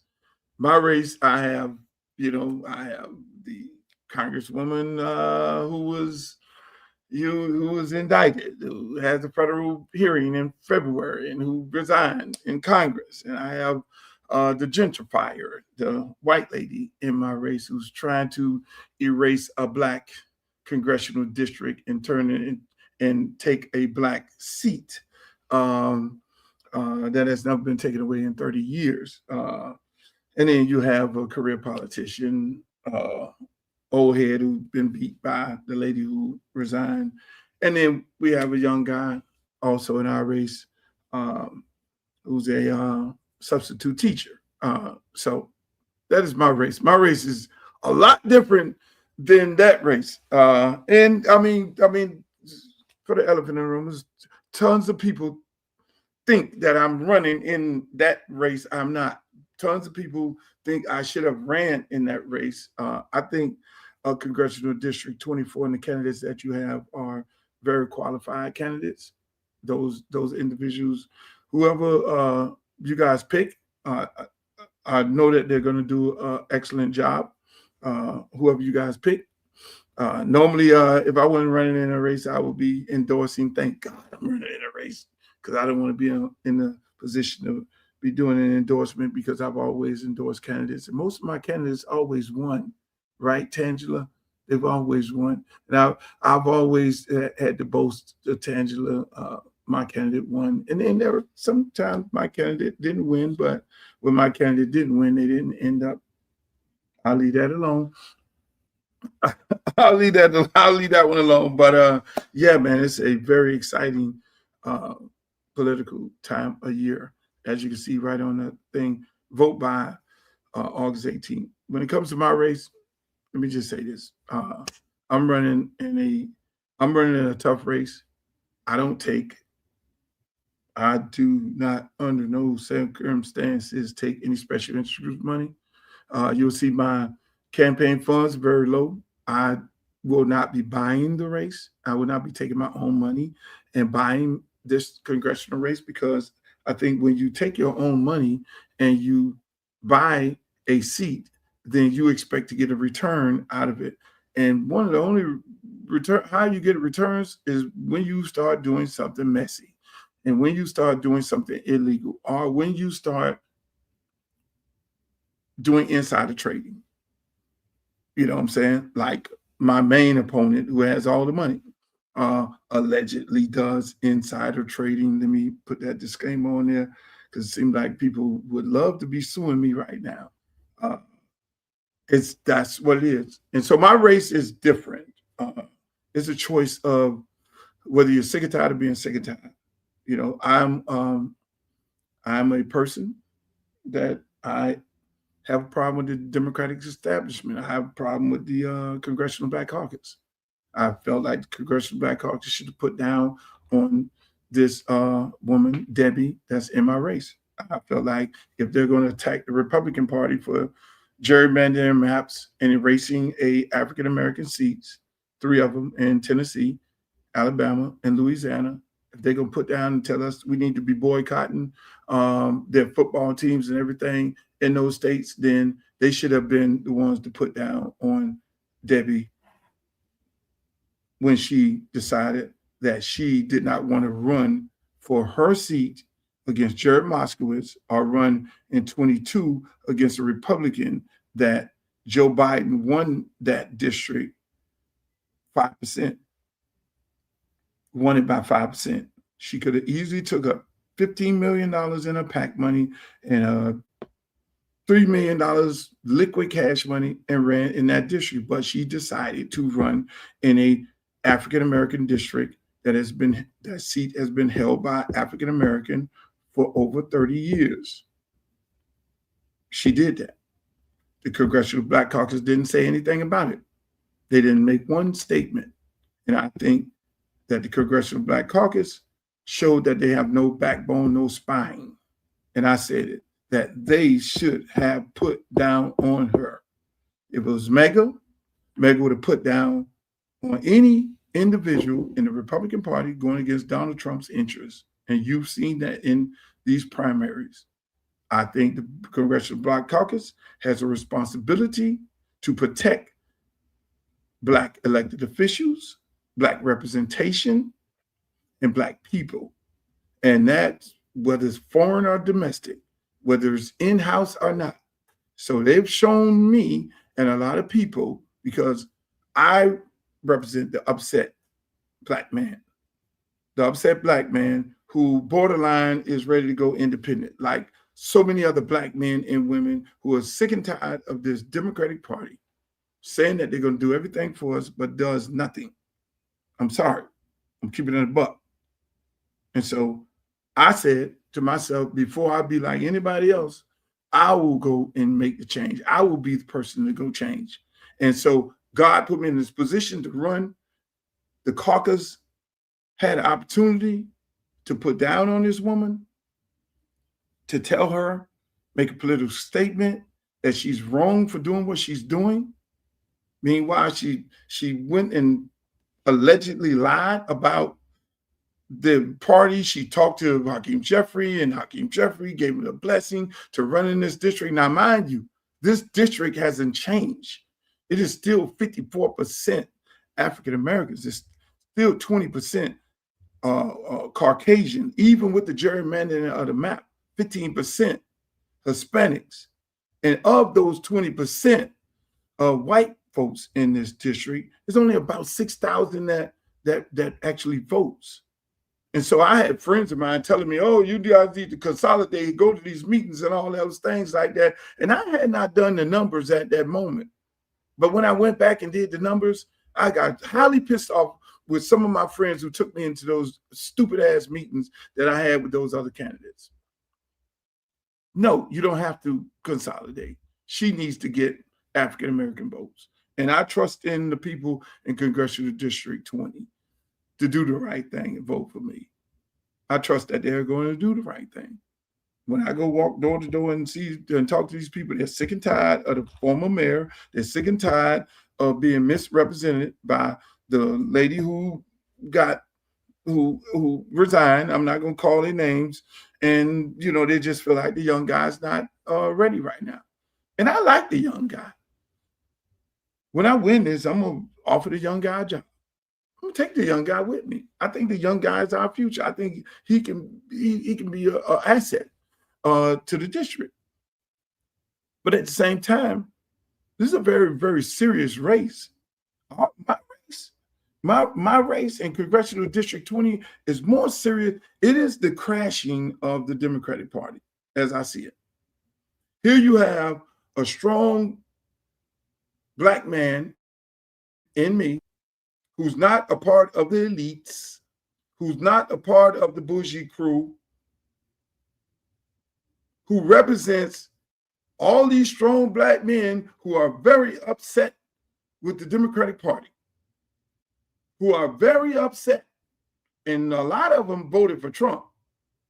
This is the time that the Democratic Party should be saying, hey, if we really want to win the White House, if we really want to win the Senate, if we really want to win Congress, we're going to have to extend this Democratic Party. It starts with the Black Congressional Caucus.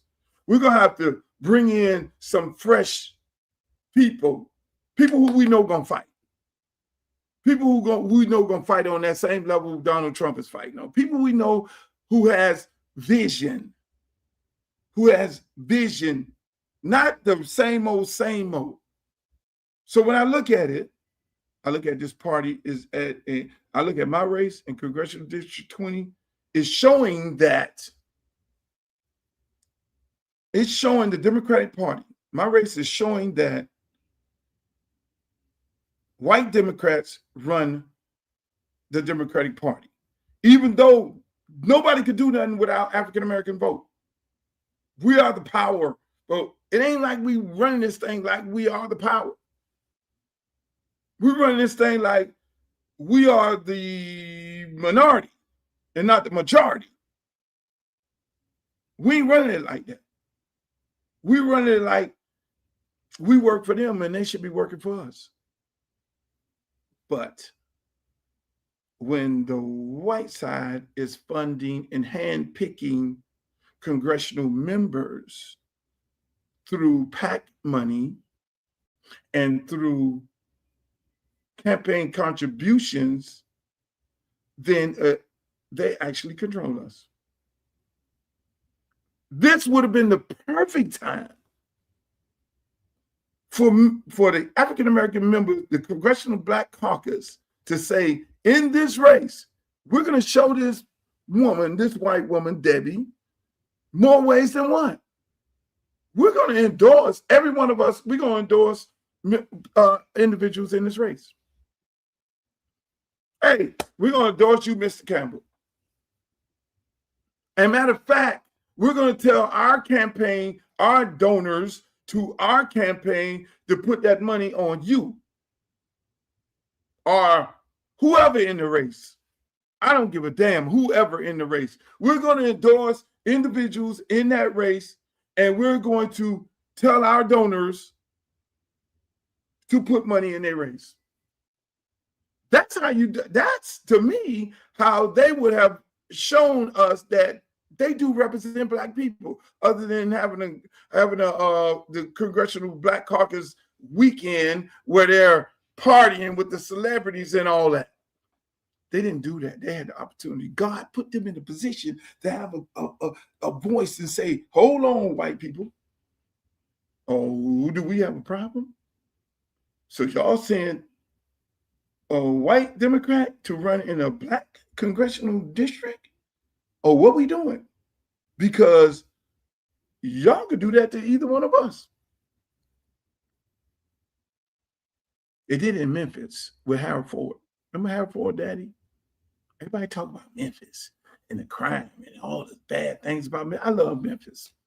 Memphis got some great people in it. But they talk about the crime, the killings, the murders, and all that in Memphis. You know how that came about? You know how that came about? Ford, father, Harold Ford Jr., Harold Ford Sr., was the congressional member. Harold Ford Jr. ran and became the congressman after his daddy was a congressman. Then there was a white guy that ran in the race and took the seat. There goes the neighborhood. Voila. Bring the crime in. Bring everything in. Lower the property value so then we can gentrify and sell at a lower value. So people never talk about that. That's why I wish I was on the golf course with LeBron James when he was having that conversation. I love him to death. But you need to understand that Memphis go from here to here because it always wasn't like that. It was because of congressional representation. The same thing that the white Democrats and the black Democrats are allowing to happen again in Congressional District 20 if they elect her. Now y'all have the power. The power is in the people. If you go for the okie doke, if you decide that you ain't vote for Uncle Luke, and I'm just extending myself because I know I can do the job. I know I can be the difference because the job that I've done on many, many occasions in Miami and around the country, I could just go on and on about my resume. But I know having me in that district is going to bring back Black Wall Street. I'm going to bring the money back. Listen, and I can tell you one thing. If there was a white Democrat running in a predominantly black district, sitting Congresswoman or man, I'd be the first person to speak out on it. It's just so amazing that not one black member of the Congressional Black Caucus is speaking out against Debbie for running in this district. And you ask yourself, why? They dance around it. Even Jazzy Jasmine Crockett, even Jazzy, who clock it all the time. Oh, I don't know what that means. I just be saying. Even Jazzy Jasmine Crockett, you ain't saying nothing.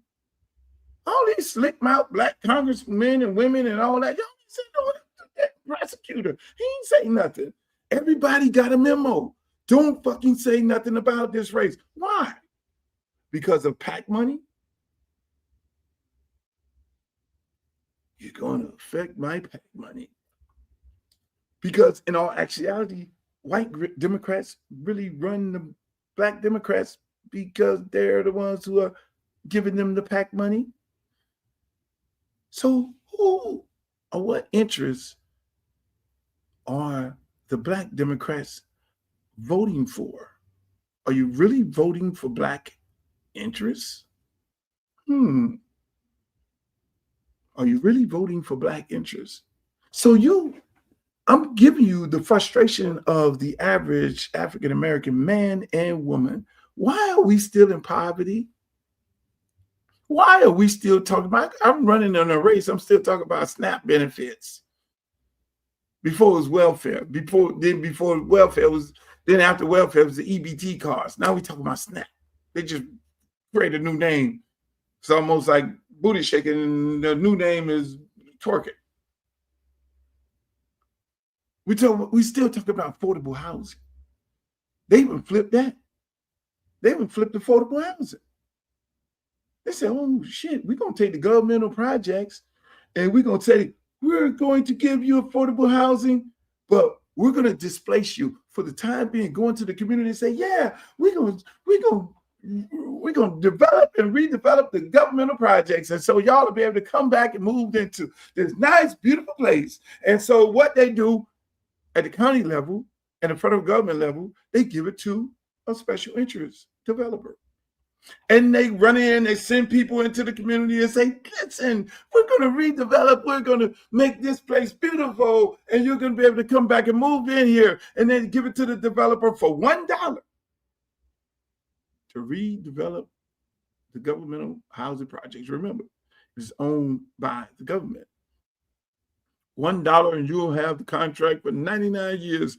Go and redevelop it because the government don't want to do that. We don't want to spend no money into it because the government don't want to do none of these things. And that's what they do. They privatize everything. So they've been privatizing the governmental housing projects.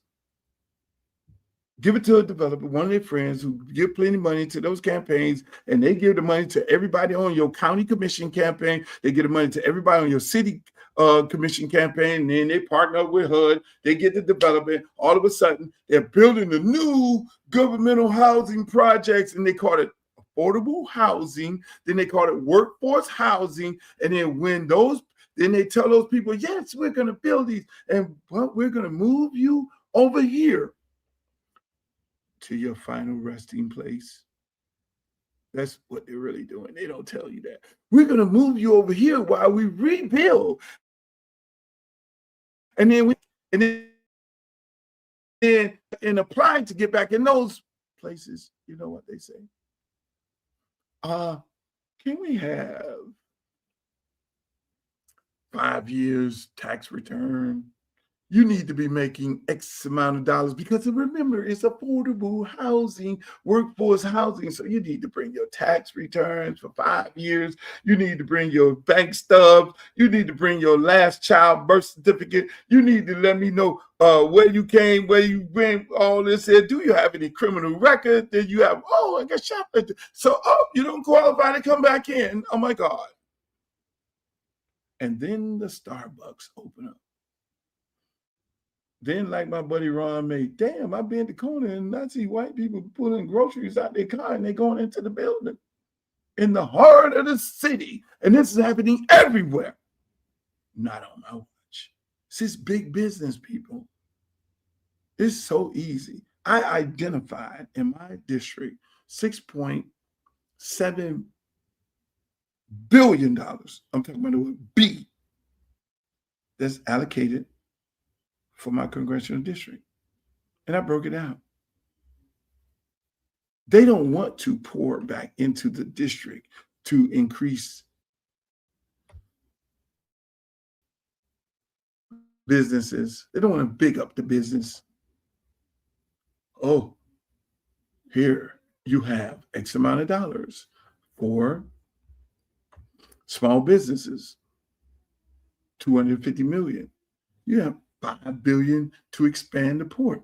You have another $250 million that you can create through your entertainment tax credit, along with an entertainment tax credit, to bring major corporations down here to now do what?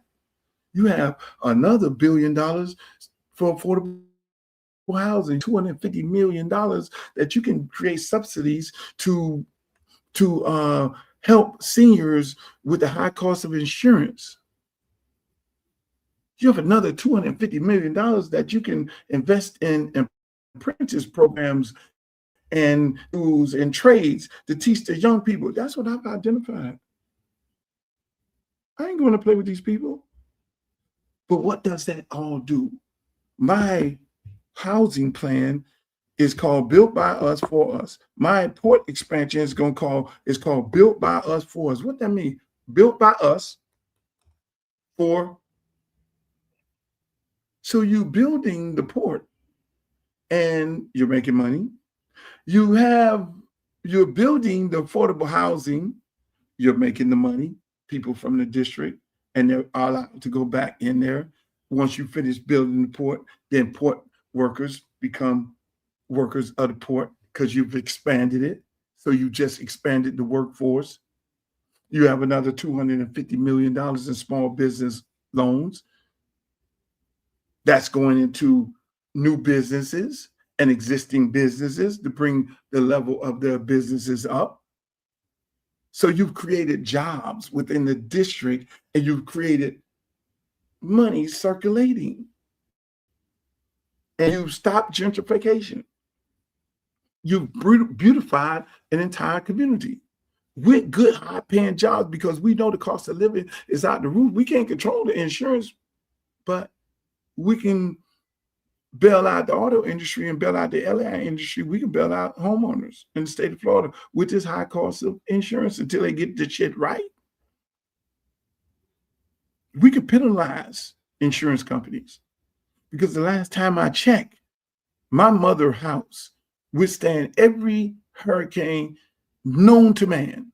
Katrina and every catastrophic category 5, you name it.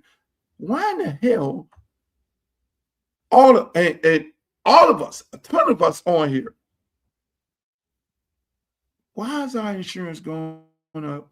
Because they allowed to build houses like they were building the houses for Georgia with sheetrock, and our houses are built with cinder block.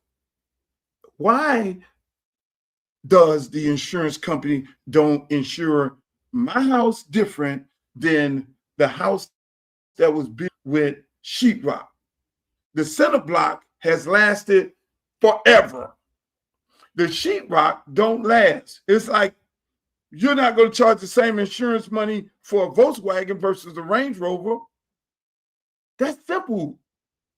That's simple, but that can easily be fixed.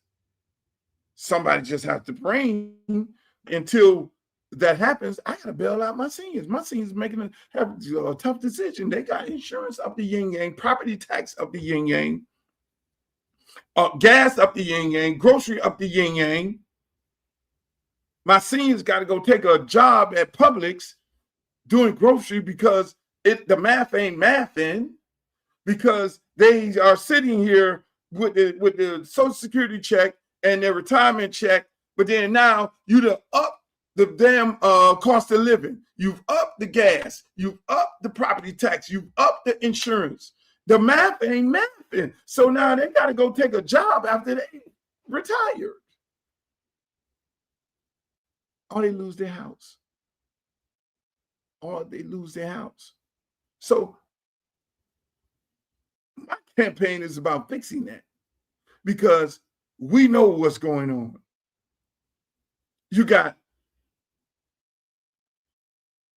You have prescription drugs out the roof. So now they got to sit there and they're balancing the books. Can I get the steak this weekend?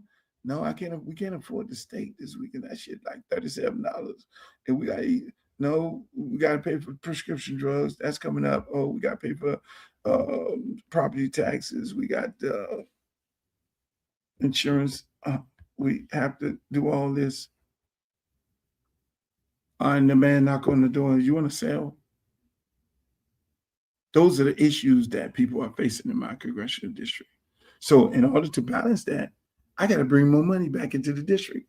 I got to bring higher paying jobs, which I am, through my entertainment tax credit. We're going to build some studios in my congressional district. And when you build studios, those are high paying jobs. There ain't no play. So we're going to do that. When we build affordable housing, it's going to be built by the people in my district. That allows them to afford to live there. We're going to go people who have construction companies that come from Congressional District 20. I'm going to go mad search. Y'all come back. It's going to be like, come back to Jamaica. Come on back. I know you went because you couldn't get no business here and you had to go and leave here and then go all the way to Georgia to get business, and you have a thriving construction business. Don't come on back, and we're going to employ the people here. Meanwhile, while I'm teaching my kids, I'm paying my kids. I'm paying my kids to learn tech, learn to learn tech, to learn a trade, so that when they leave college, when they leave high school, because everybody ain't going to college, we know that they get a good high-paying job so they can still afford to live in the community they grew up in. See, everything is designed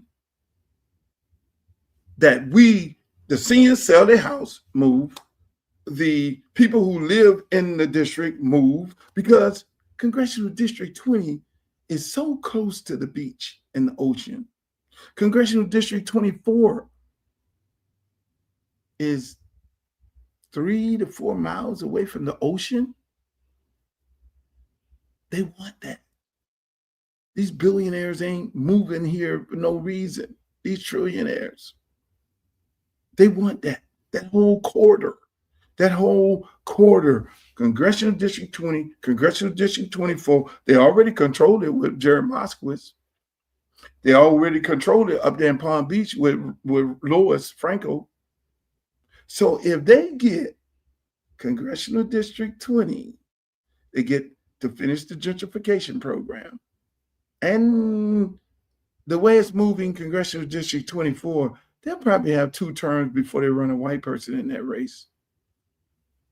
See? But y'all sitting there talking about experience. Experience in doing what?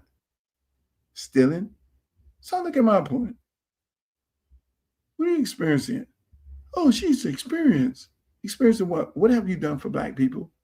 Are you experienced in, is she experienced in small business? Let's compare.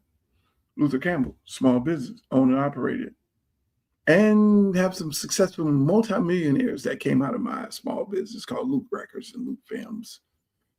Do we need to go down the list? Trick Daddy, not Trina, my little sister. Trick Daddy, H-Town, Pitbull. That's the Cuban connection. They think I'm not going to get the Hispanic vote. Pitbull, H-Town, JT Bunny, Poison Clan. The list goes on. Angie Griffith. So, what have you done? Anybody in my race got a small business? The white lady? No.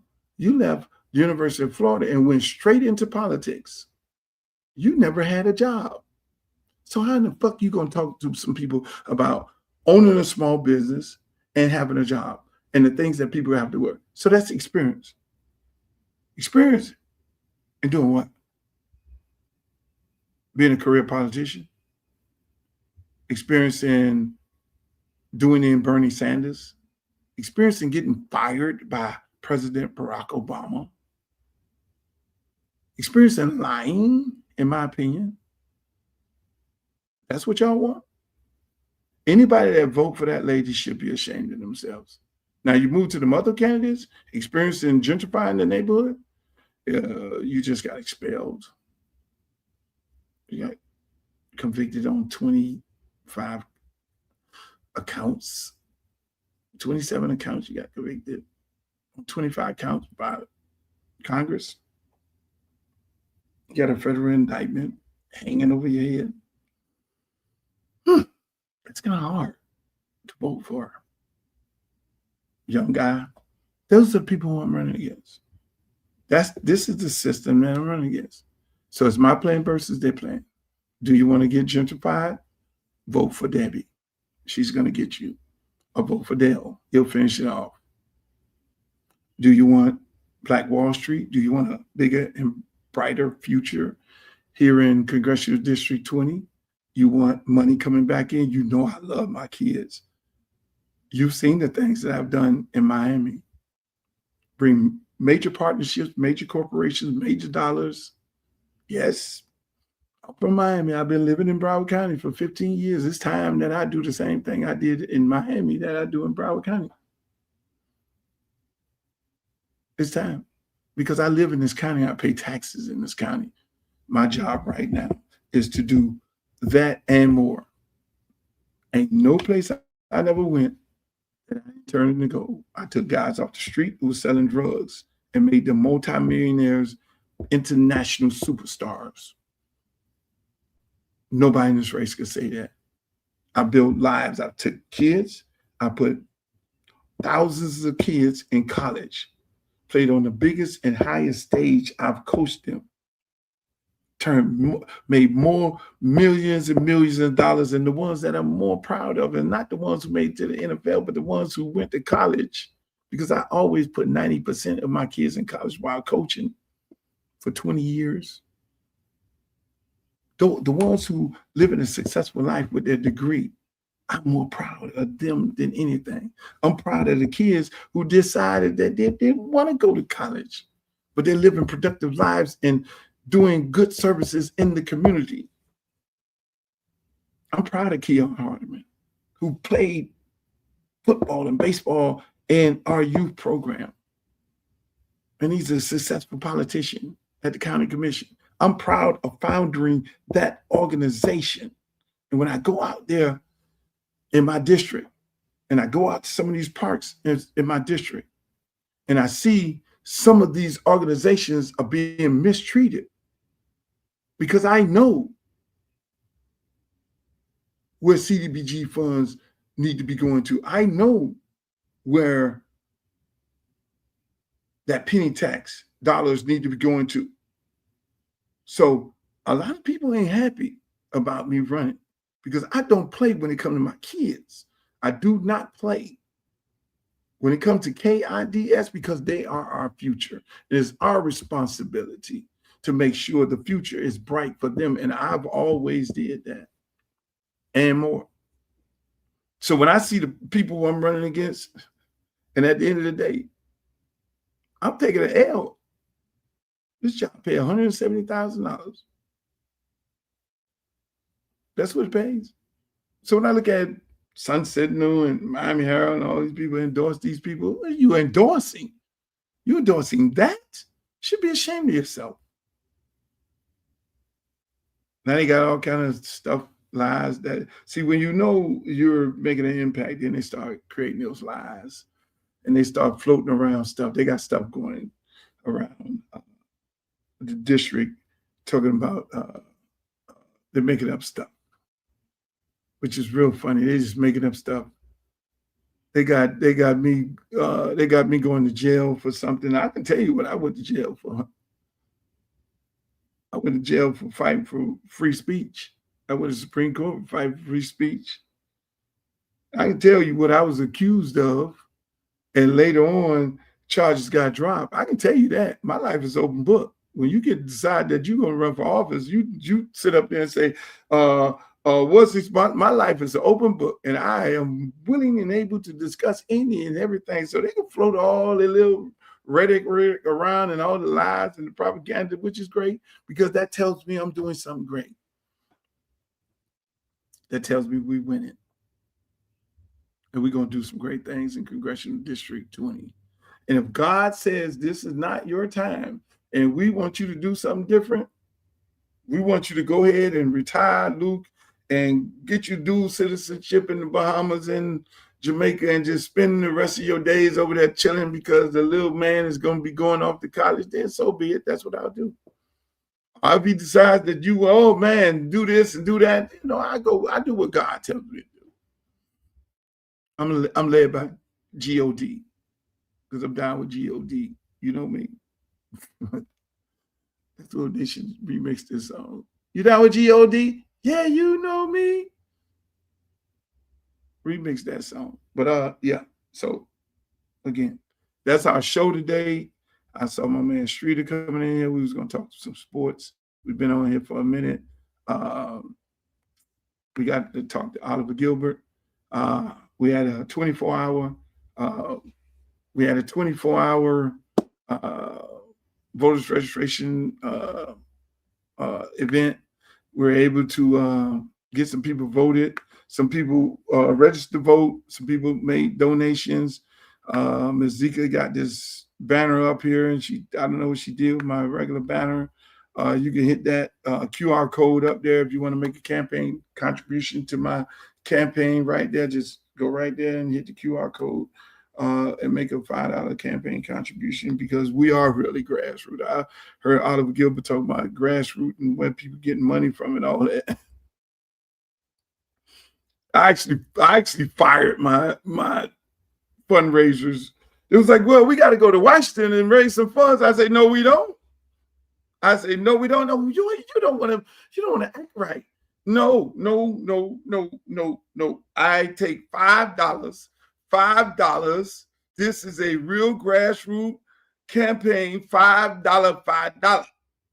And funding from my friends, individuals who feel like they want to bet on this campaign. They want to put money in this campaign. And remember, when you run these campaigns, the money doesn't go directly to the candidate. The money goes to the people who work in the campaign. The money goes to the people. The money goes to the kids. Like my campaign I got half older people and half kids, because I want the kids to understand the political process and being educated by the older people so they could be like me. I remember as a kid, I gave out flyers for Carrie Meek. Yeah. And that's how I got it. I learned how to promote like that. And then I learned from my father and my uncle about politics and Black history. So that's why I'm well abreast of it. And my creativity came from my mom, being creative. And that's what I'm going to do in my Congressional District 24 if they decide that they want to vote for me and send me to Washington. I'm going to do some things. I know it's going to be the first couple of weeks are going to be really, really interesting because we're going to have a sit down with the Black Caucus. And they're going to have to really explain to me why they didn't put down on this white woman and where they're at when it comes to African-American people and the representation of African-American people, because I didn't see it in my race.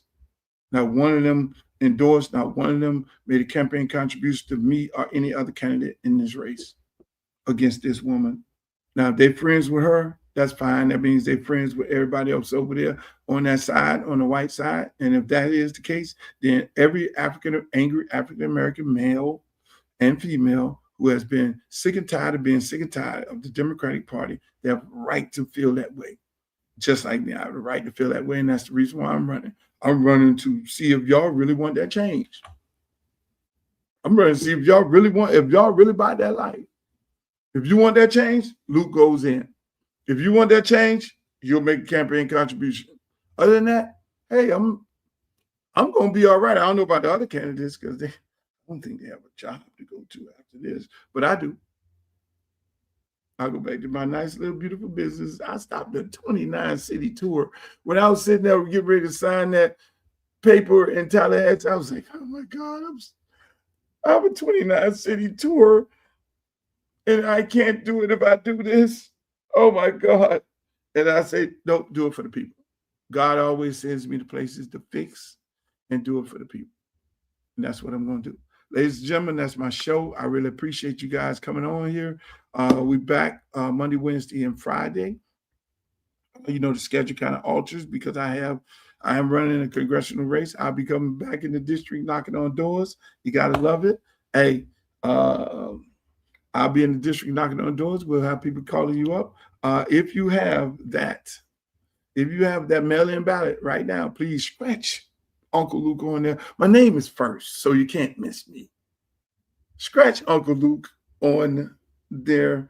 If you're in Congressional District 20, Broward County, scratch my name on there.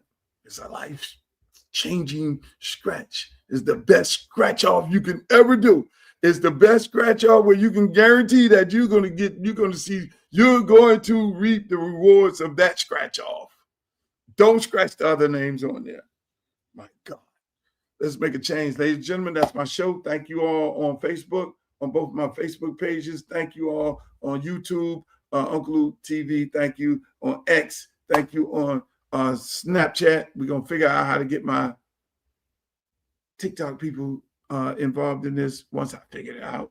But I want to thank you all for being on the show today. Thank you to Oliver Gilbert for coming on. We'll be back on tomorrow, 5 p.m. 5 p.m. This show will rebroadcast like all the other shows rebroadcast, but we're live 5 p.m. Monday, Wednesday, and Friday, and a special edition on Sunday. So, in the words of Walter Cronkite, as usual, may the good news, before I say that, make sure you vote by the 18th. May the good news be yours. Peace. I love you all. Thank you. Counselor, do you have something to say? The next great congressman from the state of Florida, and his name will be Luther Kemp. I'm Civil Rights Attorney Ben Crump, often referred to as Black America's Attorney General. I grew up in Fort Lauderdale, Florida, went to high school at South Plantation High School. My dad still lives in Parkway. We want to make sure we have a strong advocate from our community who understands our culture to go fight for us in the United States Congress. So make sure you go vote for Uncle Luke Campbell for Congress on August 18th.